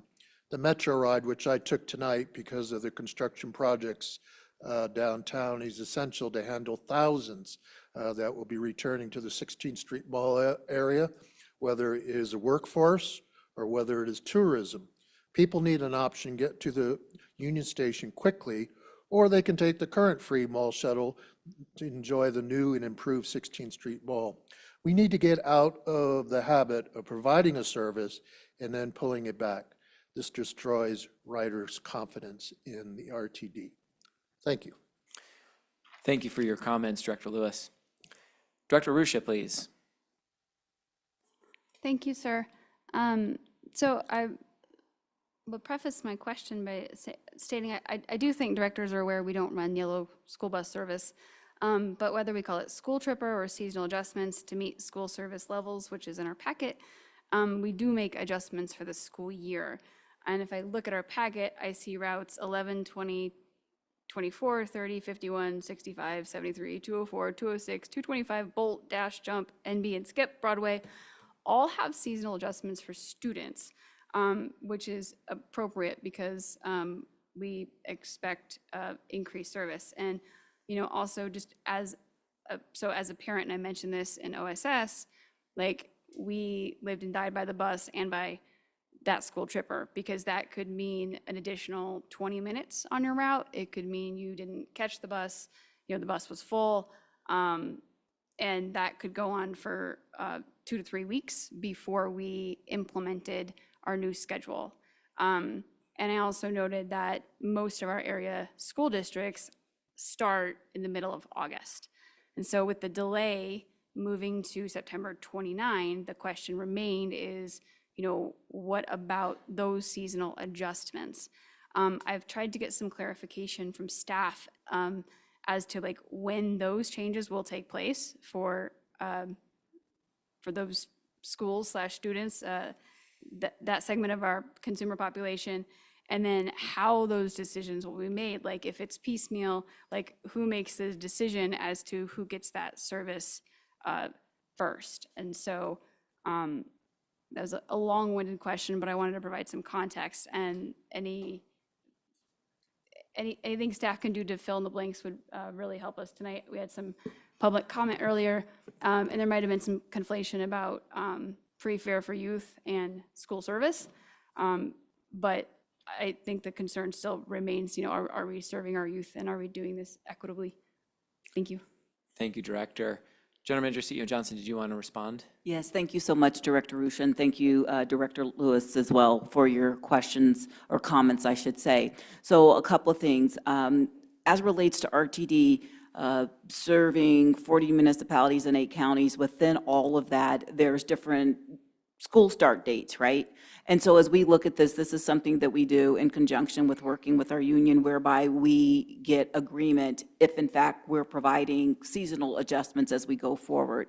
I will have service planning staff, i.e. Jesse Carter well, here comes Fred Worthen, to address more specifically what we're doing, but this has been par for the course as we've gone forward, because each time as we plan on an annual basis for what we're doing 3 times a year to give our frontline colleagues an opportunity to bid on work. In some of those instances, we don't know when the school year is going to commence. And so that's where we have the flexibility and agility as we go forward, because that's extremely important. And the shifting of the 29th, as I stated in my comments during my oral report, that was done intentionally with the understanding that our projects would be completed. And then one other element before I yield the floor to my colleagues directly across from me is to state with Zero Fare for Youth, as we have communicated out, and there will be a press release disseminated later this evening, that this was done to create a seamless transition This organization did receive a exemption from the Federal Transit Administration as related to our pilot program. We were able to do it for an entire year and not 6 months. And so with that ending on August 30th, we would transition, if in fact it's this board's decision to approve Zero Fare for Youth, that would kick in automatically on September 1. So there would be no impact relative to those individuals that have been using this since September 1 of 2023. So with that, I will yield the floor to Mr. Worthen to address the question more specifically about the seasonal adjustments relative to trippers and commencement of academic school years. Thank you. Thank you, Fred Worthen, thanks CEO for joining. Johnson. Please go ahead. Fred Worthen, AGM of Bus Operations. As previously discussed at the Operations Committee meeting, our CBA clearly defines dates for when service change take effect. We have the latitude to change a service date plus or minus 2 weeks one way or another. What we're facing right now is not uncommon and isn't something that hasn't happened in the past. There are many times where we have adjusted the service change start date outside of that window itself for varying reasons itself. But when it comes to the overloads, we still have the ability, and what we do is we build what's called a special order. I have a team underneath of our contracted services, and what they will do is we'll provide overload services. They will schedule that, and then every day, rather than us having a driver bid on that particular work, it goes to our extra board assignments, and they cover that service until the service change takes effect. This has happened many times, though, since my tenure here, and I've only been here 6 years. So this is not an anomaly. This is a way of doing business for us, and we've done it many times. Thank you, AGM Fred Worthen. Thank you, General Manager CEO Johnson. Mr. Jesse Carter, thanks for joining us as well. Director Arusha, did you have any follow-up to that? I think just the answer that wasn't clear is the when. I understood a bit of the how, and so when do we think that those seasonal adjustments will start at the earliest? Do we have any idea? I heard you about the CBA, and I guess if I could add on to the follow-up is, have we spoken with ATU and asked if there is some negotiation room on that matter, recognizing that we did expect service changes to go into effect a few weeks, earlier? So to answer your question with regard to ATU, ATU has agreed to the change in the service date itself. And any time that we do go outside that 2-week window, we have to gain agreement with our partners in the union to be able to do that. We make the adjustments based upon where the needs are themselves. As was mentioned, there are varying school dates that start throughout the region, and we make the adjustments based upon the start dates and where we project overloads will happen. But the overloads are not strictly due to students, even though they've been called school trippers in the past. These are normal operating services that are open to the public. It just happens to be that a lot of the overload stems from school traffic itself. But these are public services that are open to anybody and everybody. Thank you very much. Move to Second Vice Chair Geisinger, please. Great, that's super helpful to understand. Just to make sure I understand, you'll see how the buses in those tripper areas, these buses that are listed here, these routes, I should say, that as they start to get overloaded, you would be filling in those tripper routes? Yes, we build special orders, and our team just basically creates them inside of our service, and then it goes directly to the operating bases, and they assign them on a day-by-day basis until the run board takes effect. Once the run board takes effect and the operator bid kicks in, then it becomes a regular assignment with a regular operator itself. So the only difference is that the service is just being filled in by a temporary operator than a bid piece of work. Okay, and thank you. That's helpful. And we heard from several people tonight. I think Director Arusha is right. There was some conflating with the zero fare for youth, but there was concern about this. Do we have a way of getting that out to the public that this will be happening? That we're not postponing all the tripper changes? Right. Mr. Carter? Chair, if I may. Please. Jesse Carter, Senior Manager of Service Development. I do want to underpin what Mr. Worthington just stated, and that is this is something that happens on a regular basis. Many of you who have been with the district on the board, serving on the board for a while, know that our actual date for September service change is actually the first Sunday of September. So it is quite typical that we actually introduce our school services in the second week of August. That is normal. That is absolutely normal. It's what we do on a regular basis. And the same is true when we look at ending services in the May timeframe. So this is only extending that further 2 weeks. And as Mr. Worthen mentioned, we will cover the work with special service orders and the extra board until the folks who actually voted the work, the operators from ATU who actually voted the work, start their regular service. How we're communicating to the public, thank you, Mr. Worthen, and reminding me of the question, is through our normal brochure process. The marketing that goes out, the transfluxes on the buses, they will announce the beginning of the school service. Also, we talk to the schools quite a bit. Our staff does outreach to the principal's office because, as you may know, many of our schools have different bell times by different days of service and by each school. That's especially true of DPS and also with Boulder County schools as well. So we are in contact with them. They let us know of their concerns, and we have been in constant conversation with them since the May timeframe. Thank you, Mr. Carter, and I see General Manager and CEO Johnson would like to Yes, speak. thank you very much, Mr. Chair, and thank you, Mr. Carter, for that information. If I can expound somewhat. So as we communicate the tripper services, that's done via social media. In addition, we're doing email blasts to all the school districts, so they're aware. There was a meeting held just today as it relates to creating special maps and schedules specific to schools along the various routes, and that will be disseminated. And it's similar to what we did with like the Auraria campus when we were looking at impacts. And so basically specialized communications for activity centers, and it's what Mr. Green alluded to as we qualify activity centers. So that is in the works, and that's something more specific to getting to those areas in which we know people are heavily reliant upon mobility options such as RTD's transit services. Thank you. Great, thank you. Thank you. We'll go to Director Rosenthal. Thank you, Mr. Chair. And I guess to put a finer point and to delve deeper on the increase of frequency for the E and H lines to 30 minutes, General Manager, Mr. Worthen, Mr. Carter. So, and we discussed this in the Operations Safety and Security meeting.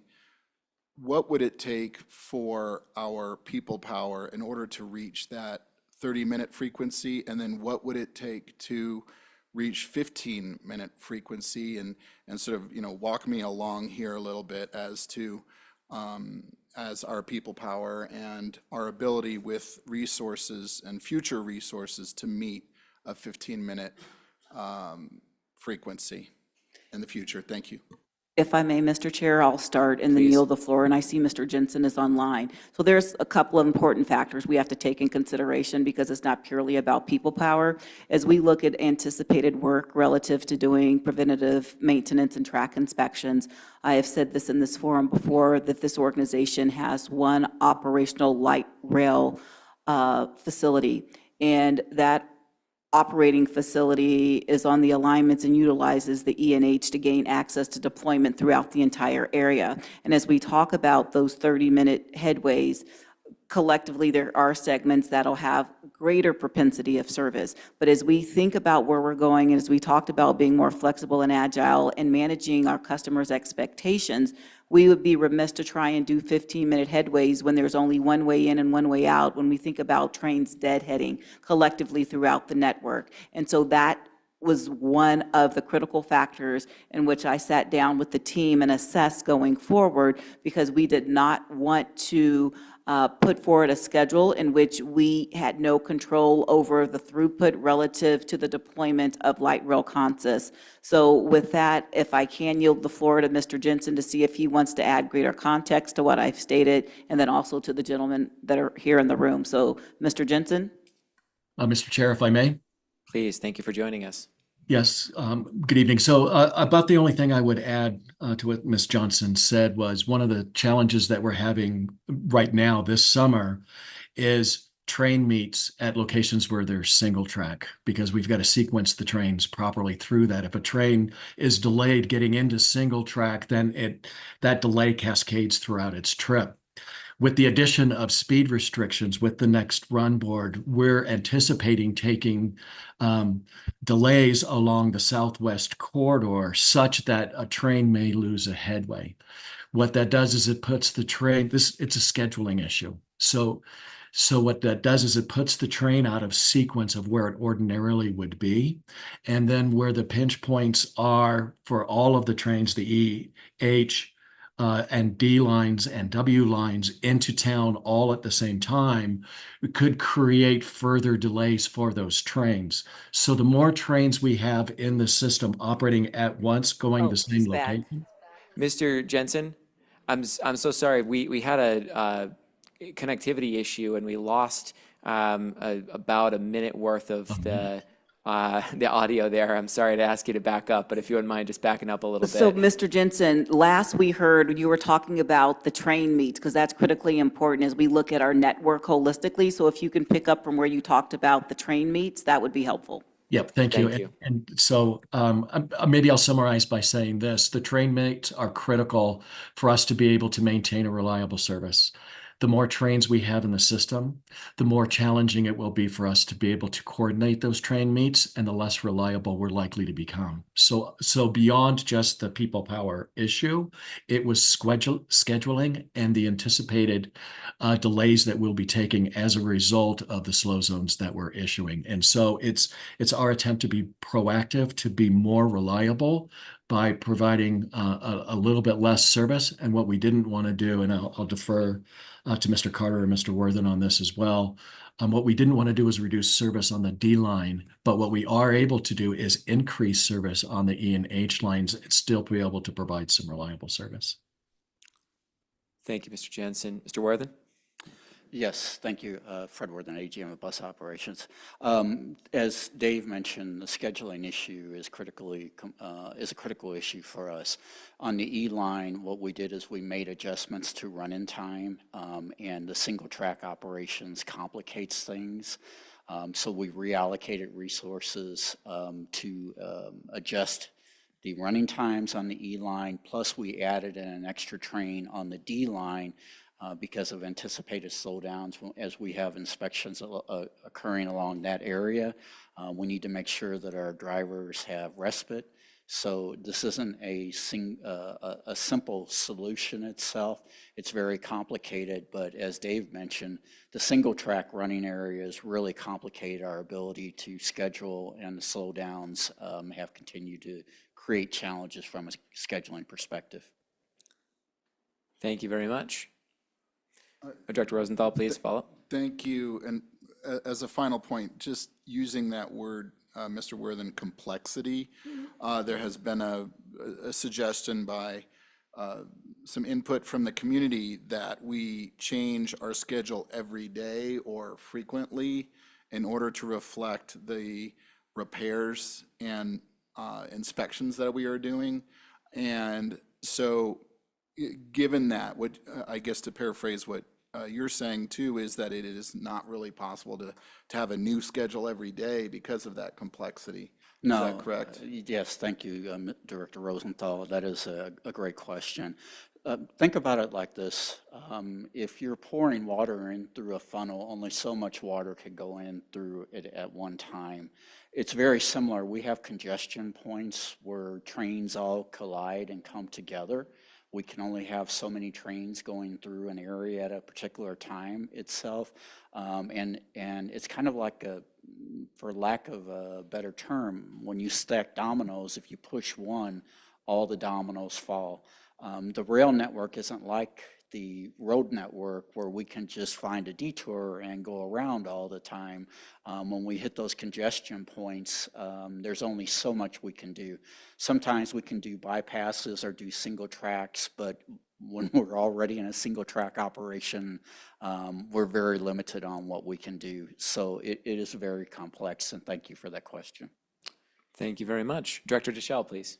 Thank you so much. Just a brief comment and back to the seasonal changes for service. When we're communicating out, if there's a way to, and I know we're talking about complexity, I'm about to ask for simple, but a way to communicate, right, where on the one hand we say, you know, a big impediment to our bringing back more service frequency is people power, and yet the explanation to the board is, well, we'll just add it as an, I believe extra board is the correct term for the additional service. It begs the question in most people's minds, in my mind, I know Ms. Johnson, you've taken time with me to sit down and as of you, Mr. Carter, Mr. Worthen, to explain this to me. But if when we're communicating out publicly, right, that it's not as easy as, it's not maintainable throughout the entire period, but a way to explain to people, hey, this is how it works. And yes, we're able to flex and get these extra boards filled. And here's why. It doesn't necessarily mean that we have the ability to bring all service to the full system optimization plan, even though we can do it for this one limited case for the 2 to 4 weeks on each side of the year. I think that might help a lot with our communications with others and would certainly be appreciated. Though I know it's not an easy task to make it simple because I know we've all spent a lot of hours with my years ago having concerns around this. So thank you guys. Thank you very much, Director. Director Harwick, please. Mr. Carter, I just want to get some clarity. So either with the extra boarding or the tripper service, when will these, what date will these specifically start running? Mr. Carter, Chair, if I may. please go ahead.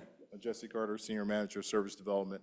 So, and I appreciate you wanting the direct answer as to when. So if I were to give a date right now, I would say the second week of August, and I will get you a better date, the exact date when the first school, or I'm sorry, the first tripper service would start. Thank you. So, Director. So the second week of August is the 12th. School starts the 19th. So in theory, this service will be operational for the first day of DPS school, although I understand it's not a school trip or just a tripper, but in theory, it should be operational for those families that may need it for one thing or another. Right. So Director Harwick, I'm going to say that DPS is not the only school that we serve. Yeah, okay. Right, right. I'm going to be looking at their school date, that's all. Okay, understood. As a Jeffco parent. Understand the bias, even if it's there. But at the same time, I'd have to point to Boulder County, the SCIP, CU Boulder. Those services will start earlier than that, but I can't say it's the 12th, and I'm not sure. So I'll get back to you and the full board on exactly when the first tripper service would start.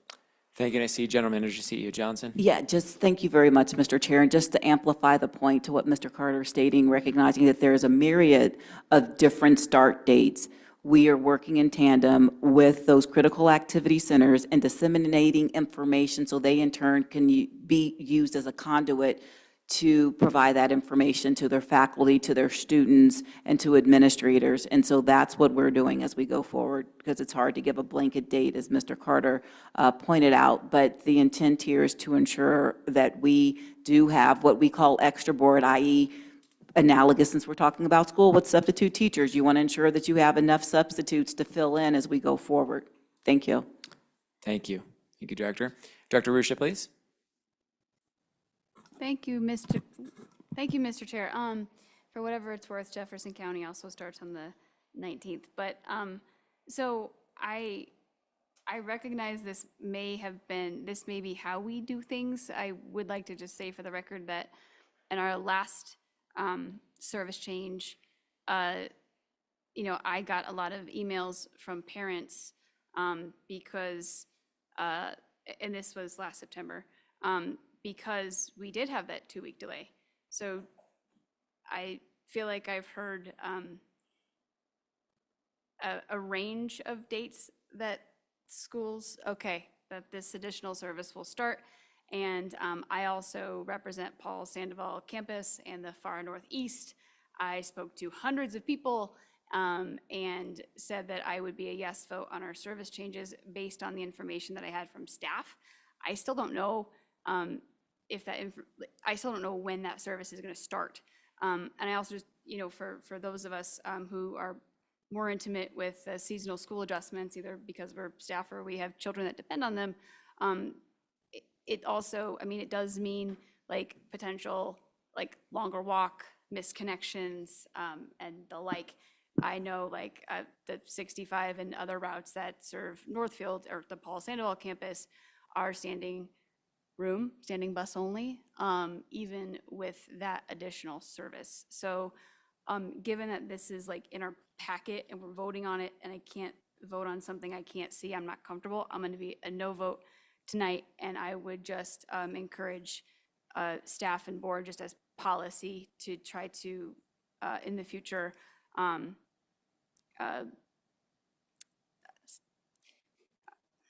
raise our own expectations of ourselves and provide better consistency.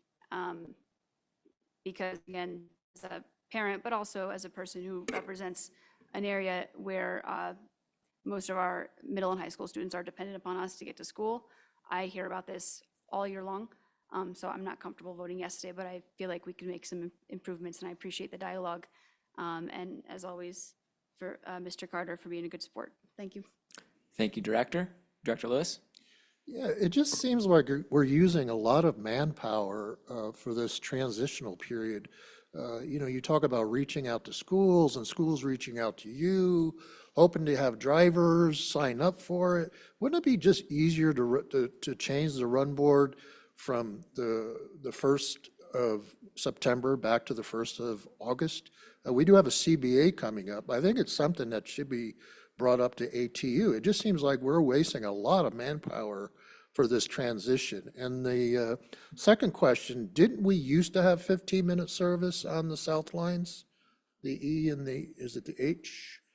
So what has changed? I don't understand. I'm really having a hard time wrapping my arms around that one. Mr. Carter? Thank you. Jesse Carter, Senior Manager of Service Development. Yes, we did on the E and the H, we had former 15-minute service frequency, and combined on the Southeast Corridor, that makes a 7.5-minute frequency.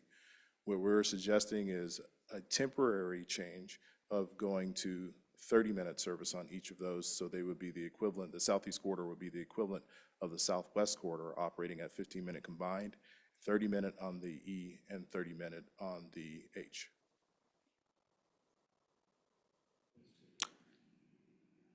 Thank you. And Director Lewis? So why is it temporary? So if I may, once again, as we talked about doing our. And I apologize, No, I'm no, just it's- not getting it. No, Okay, so guys. you're totally Okay. fine. Okay. So as we are sharing and we talk about the residual impacts going forward, our one operating facility, which is the Eladi Light Rail line, everything is coming in and out that will be impacted on the E&H lines, if I'm correct. And so what I'm saying is there's only one throughput. We do not have another operating facility, so when we deploy trains, they have to come out of that network. And so as we talk about train meets, as relates to how the system is set up, we run the risk of not having the train meets, and then the domino effect that Mr. Worthen was calling out will impact us because we don't know what we don't know at this juncture. So as we heard community feedback, we're trying to be intentional by managing expectations by saying we're doing 30-minute headways in lieu of 15,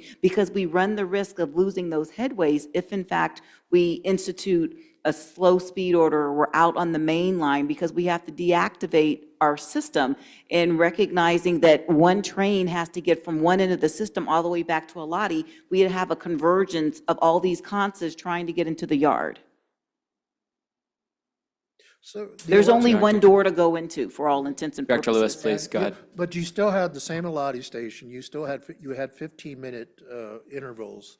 What you're saying is that you're predicting that there might be some more issues. Is that what you're saying? There might be more issues? For all intents and purposes, yes, because this is the line in which is older than the one we're examining. So we're doing the Southwest, we're doing the Southeast. And so questions were posed, well, didn't you plan for this? What we're trying to do now is plan for this. And by leveraging additional people power, because I say that because there's women and other individuals that work here. As we look at the people power, we're trying to be intentional. And so also within our network, we only, in some instances, we have single track, right? We do not have various pockets where we can store rail cars that we can deploy. We don't have that same level of flexibility and agility. So what we're trying to do is be intentional so we can manage expectations, so we have greater schedule adherence. So then we're not doubling back and have people say, oh my gosh, the train was 40 minutes late, as opposed to the flexibility that we are providing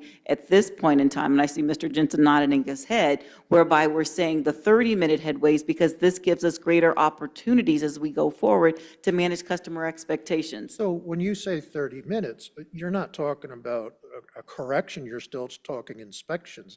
There's nothing you can do in 30 minutes to correct a problem, correct? No, no, no, no. What I'm saying is that we have headways of 30 minutes, and when there are segments that run in parallel, and certain areas will have 15-minute headways. Right now, we're at 60-minute headways, am I correct? That's correct. So in the presentation here, and let me find the right package page.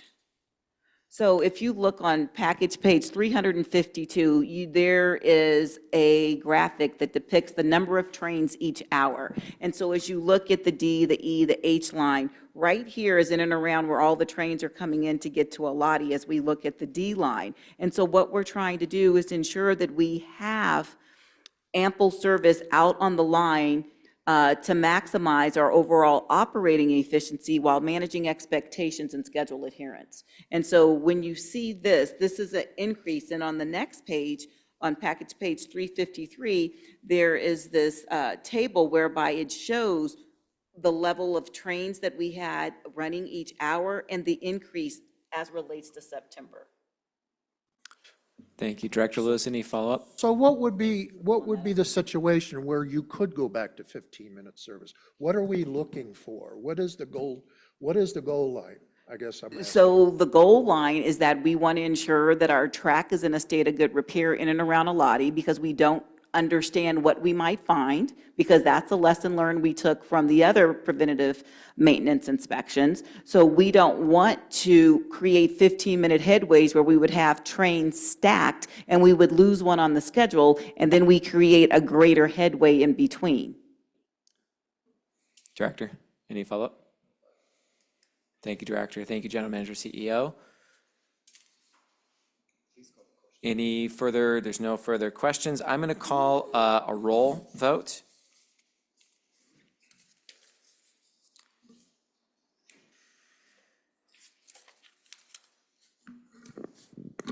Treasurer Bouquet, Yes. Director Broom, Yes. Director Busick, Yes. First Vice Chair Catlin, Yes. Director Deschel, Yes. Second Vice Chair Geisinger, Yes. Secretary Guzman, Yes. Director Harwick, Yes. Director Lewis, No. Director Rosenthal, Yes. Director Rusha, No. Director Sloan, Yes. Director Tisdale, Yes. Director Whitmore. Yes. This is Chair Davidson. I am a yes as well. That is 13 yes votes, no, 2 no votes. The motion will pass. Thank you. We will now move to our next recommended action. This is item H. This is for the bylaw amendment to allow the chair to appoint committee members in certain circumstances. This is for the board to amend Article 6, Section 1, Paragraph A, to empower the chair of the board of directors to make certain committee appointments. Do we have a motion? So move, Bouquet. Second, Lewis. I have Bouquet and Lewis as the second. We'll open up for any discussion. I first of all just like to say thank you to Director Lewis for joining us here and thereby identifying the need for this bylaw amendment. And Mr. Kroll, thank you for recognizing the opportunity to refine this and streamline the process here to improve it. Do we have any discussion on this? Just a quick. Second, Vice Chair Geisinger. Just a quick question. It says to allow the chair to appoint committee members in certain circumstances. I actually went through this before the executive committee rather than right now, and I thought it was requiring the chair. It does require, I can address, there was some discussion around the use of the word shall. If you read the amendment, it has the word shall, which inherently requires that the appointment is made. So In a the vacancy. title isn't exactly, I mean, I like the idea of allowing it, but I don't think that's what it says. So maybe it's something to look at ultimately. I'll be a yes vote. Thank you. Seeing no further discussion or questions, are there any no votes? That will pass with 15 yes, 0 no.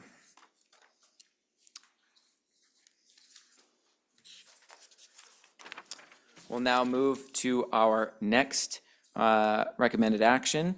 This is item I. This is for the property station naming policies. It is recommended for the board to approve both the property and station naming policy as well as the honorary property and station naming policy, procedures, and naming review rubric. Do we have a motion? Lewis? A second? Bouquet. I have the movement as Lewis. The second is Bouquet. Again, as we discussed this at executive committee and had a chance to review this in detail, and I thank Mr. Jack Kroll, our board office executive manager, for the detailed walkthrough and presentation of what we've arrived at. Director Sloan, Director Ruscia, thank you for your work on this. Many members of staff, General Manager and CEO Johnson, Mr. Davies, a host of folks have worked on this. We thank you for your work. Is there any discussion? Are there any questions to inform the vote at this time? All right. I see Director Tisdale. Director Tisdale, please go ahead. Thank you very much, Mr. Chairman. I think it is good to have a policy, and I think that this is an excellent first start on the policy. I have had an opportunity to review this during the course of the executive committee meeting that we had. I participated in that as an auditor. I am troubled by some of the things contained in here. My understanding is that we can adopt this policy, but as I have often said, as to so many things, we can also amend this policy if we find something that gives us pause. For example, look at the notion of sponsorships, and I express again my continuing disappointment that we don't have a sponsorship for the A-line, and that we don't have sponsorship for some of the stations along the A-line, which are available to us. And that's money that we're just kissing goodbye to. And it's unfortunate and, as I say, disappointing. All that said, I just wanted it understood that I think perhaps with the benefit of some time, there might be some further revisions to this that might be appropriate to consider, but I am happy to see that we have sought to take some of the past actions and consolidate them into one coherent statement. And so for that reason, I'm happy to see the matter go forward. Thank you very much. That's all. Thank you very much, Director Tisdale. Director Deschel. Thank you so much. And just as a point to Director Tisdale's comments, I think I too am disappointed we haven't seen someone pick up the sponsorships, but I also recognize that that may mean a signal from the market that they do not find the same value that we perceive in our goods for those same naming rights. And perhaps an honorary station would actually improve the value with all the events going on around it for ancillary marketing opportunities such as bus stops and other RTD-owned assets, which could take on some sponsorship. So I view it as a both and. Thanks. Thank you very much. Not seeing any other hands raised, I will call, are there any no votes? Seeing none, that will pass, 15 aye, 0 no, 0 absent. Thank you very much. That concludes our recommended actions portion of the agenda this evening. We will now move to our report of director activities. Would anyone like to report on their activities for the month of July? Director Lewis. Not a report on my own, but I do want to point out there's a recruitment event tomorrow on the 31st at the Platte Division to recruit more drivers, and there's a $4,000 bonus, if I'm correct. So yeah, if directors can use their emails to get that word out, I think that would be great. Thank you. Wonderful. Thank you, Director Lewis. Secretary Guzman. I continue to do research for the Latinos in Transit capstone project that I am working on, which will be presented in September. But this month, I availed myself of the opportunity to go as a Gates Fellow to Harvard University and attend the Harvard Kennedy School of Public Policy, and I completed my program and matriculated last Friday. I was noticeably absent from several committees. Thank you for taking up the work and picking up the slack for me in my absence, but I was paying attention, reading the packets, being informed, and participated to the best of my ability, especially for finance and planning, to be ready for tonight's meeting. I would also like to say that just adds to the knowledge around this table, and I am really proud to work with all of you as elected leaders of this district, where we exercise our authority and power that's given to us, not by the legislature, but by the people who put us here, to be very clear. And that knowledge that we bring from our respective educations is really important. So thank you for everybody who supported me through that. I appreciate it very much. Thank you, Secretary, and a very heartfelt congratulations to you. And thank you for honoring us all in that way.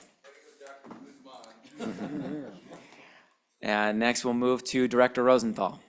Thank you, Mr. Chair. And so I was very fortunate to attend the APTA conference in San Jose in regards to both a forum for board directors nationwide, as well as board staff. And so we had a couple board staff and myself and a couple board members who attended. I particularly would like to thank Board Member Tisdale for really urging us board members to attend. I learned a lot, and I wish, to a lot of extent, I had gone 4 years ago to really help inform me about, some of the best practices. I got to meet board members from around the country, many of whom are experiencing some of the issues that we do.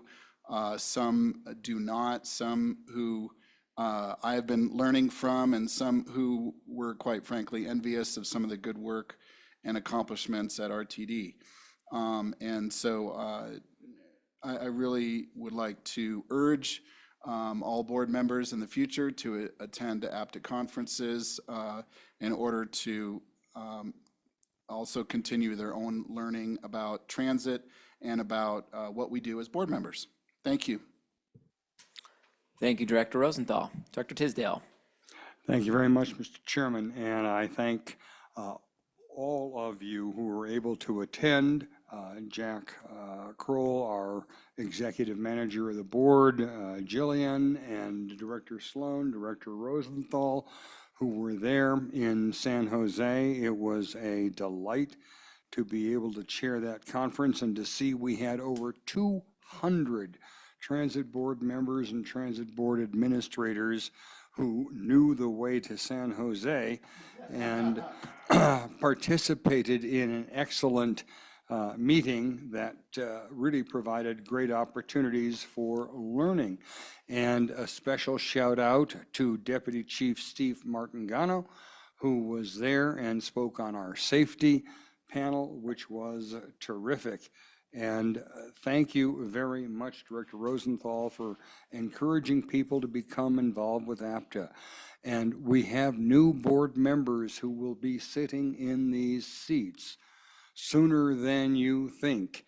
And it's imperative that they understand the benefit of becoming engaged with APTA and taking leadership positions in APTA. And then also, I would like to say, it was my privilege on Friday to attend the American Public Transportation Foundation board meeting for scholarship selection, where we awarded over $250,000 to 41 deserving students around the country who want to pursue careers in transit. Thank you, Mr. Chair. Thank you, Director Tisdale. And yes, thanks to all who attended, and also acknowledging Mr. Kroll's panel as well. Thank you very much to all involved. Secretary, your hand is raised. Oh, nope, no problem. All right, seeing no additional hands raised, we'll move on to other matters. I'd first like to open the floor specifically to Directors Ruscia and Harwick to briefly update this body following their efforts on their work related to Vision Zero. As committed at the Executive Committee, as I had committed to the Executive Committee, I think it's prudent for us to spend some time in other matters to hear an update from them. They've done a great deal of work on this matter. And the board office has distributed materials to directors in advance of the meeting today, which represent those that have also previously been shared with the Operations, Safety, and Security Committee as well.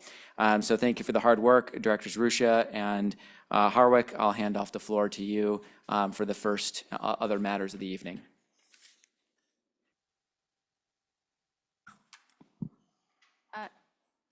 Thank you, Mr. Chair.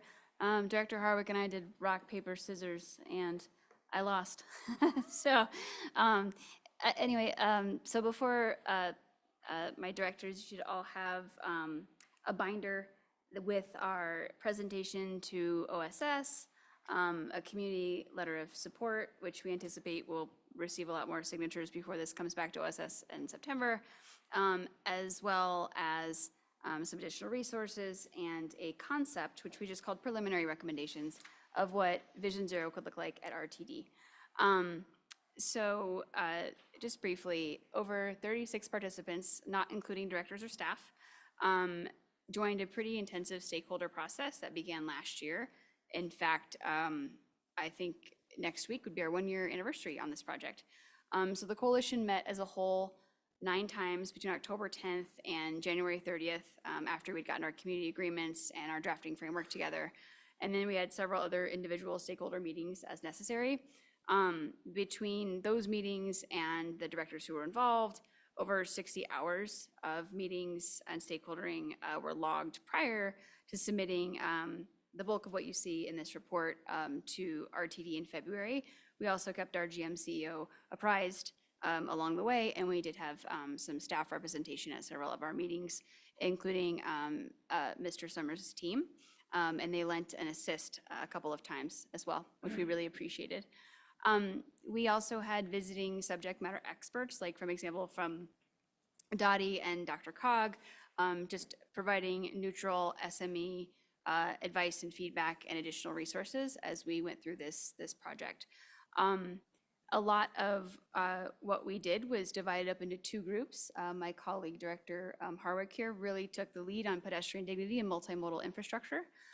So that covered things like bus stop access for folks walking, rolling, or cycling, just recognizing that 2/3 of our transit riders start as pedestrians. Pedestrian and bicycle infrastructure, including like sidewalks, ADA, curb cuts, et cetera, and reducing car trips, modal shift, as well as transit-oriented development and the like. And then the other track focused a lot on things like rail station, transit facility design, park and ride, some ADA, language access, operator training and support, accident incident reporting, and things that might just be more technical and regulatory in nature. Again, the report that you see that says a preliminary report is just what community groups and experts from across the district came together and said, hey, if we did Vision Zero at a transit agency, particularly one this large, with this unique status in terms of its statutory construction, this is what it might look like. I do want to be really, really clear that it's not the intention of the coalition to come to the board and say, pass these like 48 recommendations. And some of them we're already doing. The intent of the coalition was to demonstrate to the board what was possible if we went through this process, but really ask the board to pass a Vision Zero policy rooted in Vision Zero principles, which are also endorsed by USDOT and FHA, and then provide some guidance for staff. And we will work with staff on, like, say, a timeline and some of the details of that language of, what would Vision Zero look like at RTD? And in order for that to be successful, and again, rooted in these internationally recognized Vision Zero principles, we'd have to make a public commitment. Anything we put in a plan would have to be actionable. We have to have KPIs, there'd be community engagement, et cetera. So again, you have some information in front of you. There's also a link in the report that takes you to our library and all of our documents if you'd like to learn more. But I'm also happy to answer any questions from directors. Thank you, Director Rusha, for presenting that and for the materials, and certainly thanks to both of you for the work. Before moving to any other matters, are there questions specifically as it relates to this item for Director Rusha or Director Harwick? Director Deschel, please go ahead. Thanks. Yeah, not a question, just to suggest a recommendation. First, thank you guys for putting all of this together. I know how much work it takes. Second, just want to recommend, should the board adopt the Vision Zero policy, that you all, and happy to help as I'm able, look at the other places where it makes sense for it to get picked up. Boards, especially one like this, often have a number of different policies that may not get picked up in the fiscal policy, that may not get picked up in the strategic plan, that may not get picked up, right? And so making sure that should we choose to adopt the policy, that part of that implementation plan is making sure that fiscal notes have that picked up, that it aligns with all the other 10 different plans we have going on. Thank you, Director Deschel. Director Broom. Thank you, Chair. Would you be reviewing statutes like the recent one that was passed about motorcycles? There was like 4 motorcyclists killed last weekend in separate wrecks.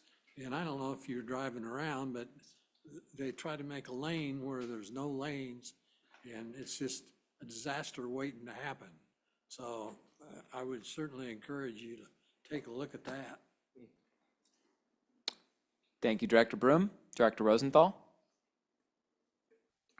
Thank you, Mr. Chair. And I guess my question for the sponsors of this possible proposal is, it seems to me some of this is sort of in the realm of different, like, for example, Dottie in Denver and other planning departments around the RTD district. So how have you engaged them in this process so that they can adopt, if they haven't already done so, some of these ideas? Director Rusha or Harwick. I'll take it. Thank you, sir. And thank you, Director Rosenthal, for your question. So we did dialogue with Dottie and Dr. Cog, and we took some of our inspiration from existing Vision Zero plans that have been passed locally or are also in process. So, and I hope I understand your question correctly, but again, the intent of this is to provide the policy framework, and then the actionable plan would have to be developed by staff, possibly brought back to the board for approval, and then we would expect that further dialogue would continue. I also just wanted to note that the Vision Zero network has what they call Vision Zero communities. It's like a gold star, and there has yet to be a transit agency listed. However, there's one MPO, and it happens to be Dr. Cog, which I think is an excellent opportunity for a partnership, and that is a resource and a partner that maybe other transit agencies, even if they work with localities on Vision Zero projects, they don't have in terms of that, like, breadth and depth And so I think, again, there's absolute space for us to step in and help local communities recognize their plans, as well as see what we can do as a transit agency to advance Vision Zero internally. Thank you. Thank you very much. Dr. Just Rosenthal? a quick follow-up. So in terms of action items by RTD and by our general manager and her staff, maybe just mention one possible board action and kind of just maybe describe it a little bit further as to how you would like to see it, us adopt it. Director Ruscia? Thank you, sir, and thank you, Director Rosenthal. So the key board action that the coalition is asking is essentially that we make a commitment to Vision Zero, and we would adopt principles that are in line with Vision Zero principles, and again, ask staff to do that work in that action plan, because we feel that is, that would be under staff's responsibility. I think, in a recent memory, maybe like the something similar or like a close parallel would be when directors worked on TOD policy and then gave staff some guidance, and then it was implemented from there. So that would be, I think, kind of a similar construct. But certainly anything, coming out of September or later would be done in collaboration with staff. If that, we would be setting the policy framework, and it would be up to staff to deliver on that. Thank you, Director. Secretary Guzman? So as one of the 3 directors that initiated this project with Ruscia and Harwick, I would just like to say to the board, I really do hope you spend some time reading through these materials. A lot of work did go into it. It's really important. But I also think it's important to look at it from the customer's point of view, and the community members that we engaged did say that no Vision Zero policy is possible without taking into consideration the point of view of the public transit view. And that's not part of anything that's going on right now. That's us. So we have to begin somewhere in how we do this. Now, that's not to say we're not already doing it and that we're not already concerned with safety, because clearly we are, but it's also to say in commitment of doing this work within the communities, as Director Rosenthal pointed out, working with DRCOG, working with DOTI, working with CDOT, working with other agencies, we need to be at that table so we can actually assess where we can support this work and create a safer pedestrian and transit system for all of our community that we serve. To that end, just a quick shout out to my folks in District C who are on the calls and making public statements and participating in this, because it's a lot of you and I hear you, but also just I really do ask you to spend a little bit of time looking at this, and if you have questions, feel free to reach out to us. A lot of the work has been carried forward by Director Ruscia and Director Harwick so that we don't violate any public records or CORA or whatever, sunshine nonsense, blah, blah, blah, when we did our work. And so, I was happy to step back and work on other things. But Director Lewis was, before a director, part of this coalition, and after becoming a director, continues to be a supporter of this. Thank you, Director Deschel, for participating as well. But, we're all available to you if you've got questions. So just throw my support behind it and ask for your review, and we can take any feedback from you. It'd be great. Thank you, Secretary. Director Ruscia? Director Harwick? Thank you, everyone, for reading through this and really giving it the time that it deserves. Thank you, Director Guzman, for being with us there to get this kicking, and just also your strong support in that. I totally let Joyanne lead on this one but I just want to say thank her for doing it, putting this binder together and then speaking tonight. But this is an opportunity for RTD to lead in the nation, but also lead in the community. It's an opportunity for us to build really strong relationships with our municipalities, whether that's Denver, obviously the largest one, but all the other ones as well. And a lot of them have not done the Vision Zero work, and this is an opportunity to bring that expertise to them. Like Arvada does not have one. I'd love to see it, but they don't have it. And this is that opportunity to show them what's possible, and then hopefully sort of leverage this work to get them to do it as well. And then in the process, we can build out regionally one of the best Vision Zero networks around. So again, I just really appreciate your time listening to us speak at OSS Squared and, join this evening. So thank you again. Really appreciate it. Thank you, Director Harwick. Thank you, Director Rusha. Appreciate the presentation here. Other questions on this? All right, seeing none, we look forward to next steps. My understanding is this will be agendized at the Operations Safety and Security meeting in September. Are there other matters to come before the board this evening? Yes, Director Lewis, please. Yeah, quickly, I just wanted to thank staff. I noticed we're starting to use bus bridges more in our emergency situations, specifically the one where somebody was cutting our copper wires. So thank you for that. It just seems like we're reacting more quickly to situations like that, and I do appreciate that. One question, though. I know Senator Bennett mentioned last week that he's bringing in $63 million for infrastructure projects for transit, the U.S. Department of Transportation. So I'm just curious if that's on our radar at all. General Manager, CEO. Was that in reference to earmarks?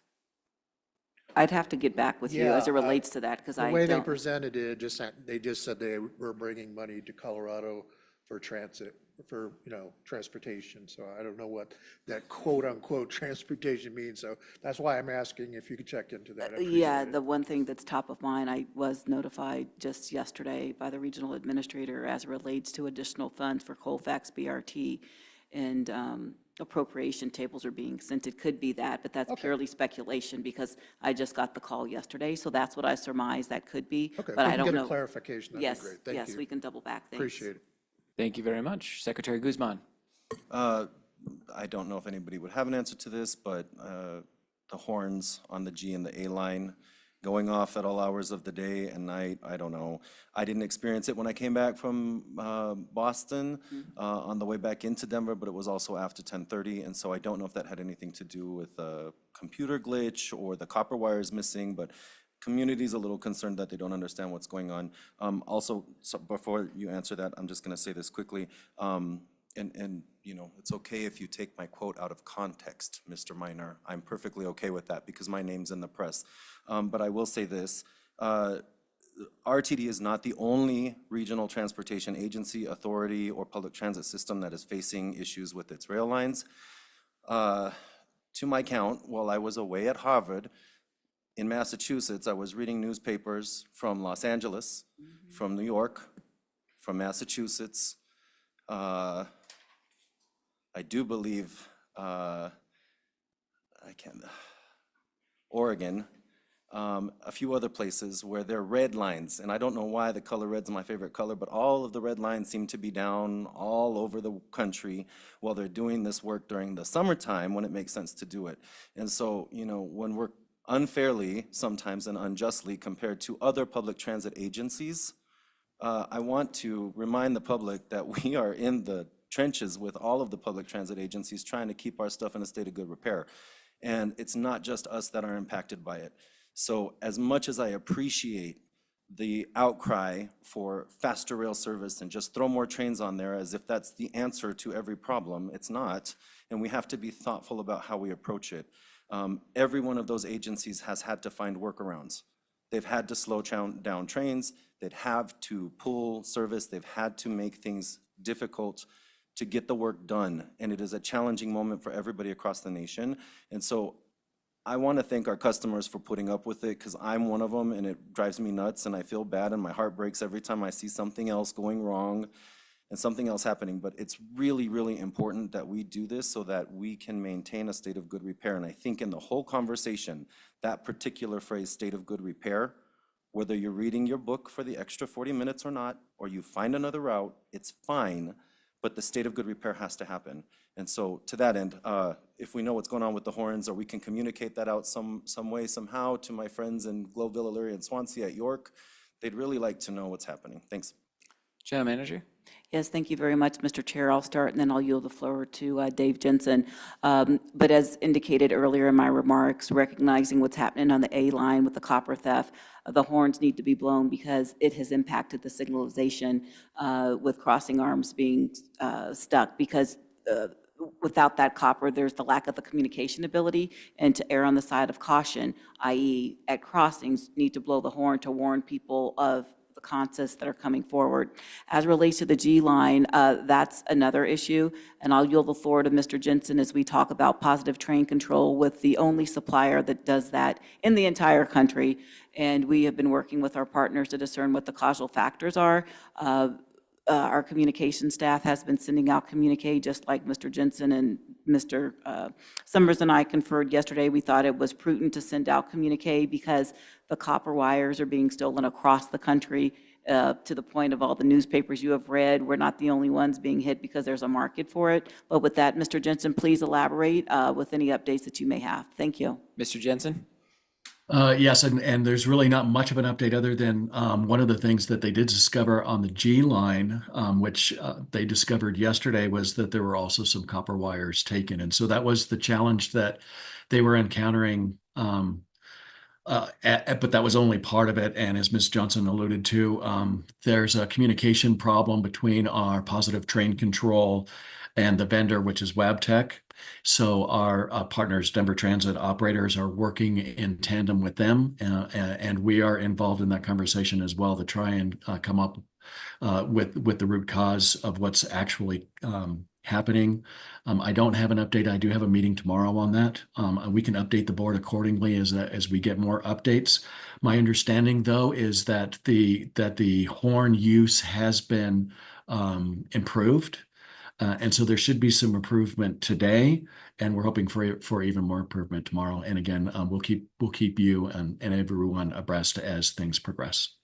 Thank you, Mr. Jensen. Ms. Johnson. Director Harwick, please. Thank you, Mr. Jensen. When we know something more, can I actually just get a phone call and let me know? I'm not always checking my email, and I've been getting harassed by the mayor of Arvada. Well, no, sorry, Lauren. I've been getting a lot of calls from the mayor and a variety of other people, and if I could just it'd just be nice to get just a super timely thing when we kind of at least have a little more information. I know that's a little bit out of the ordinary, but it'd be really appreciated because I've been getting my butt kicked, as I'm sure that Michael is as well. So thank you, appreciate that. Thank you, Director Harwick. All right, I did want to note something that jogged my memory. I had meant to touch on in my report there. Speaking of the summer of a lot of difficulties, CrowdStrike happened this past month, and we didn't spend a lot of time talking about that because we moved very swiftly. So as a professor of mine told me once when I was first learning to be an engineer, I was told, you're doing your job when nobody knows you're there as an engineer. So our information technology team acted very swiftly in what was a global crisis. Thank you for that work and for getting us back up and going. Certainly one more stress. So with that being noted, I don't see any other matters. Thank you, everybody. Before we adjourn, I'd just like to remind everybody that we do have a performance committee meeting scheduled in August. However, our next regularly scheduled board meeting is not until Tuesday, September 24th. So we will see you there. Stay tuned for any other meetings that would be held in the interim. Seeing no other discussion, I will entertain a motion to adjourn. So move. All right, the meeting is adjourned as of 8:13 p.m. Mountain Daylight Time. Thank you very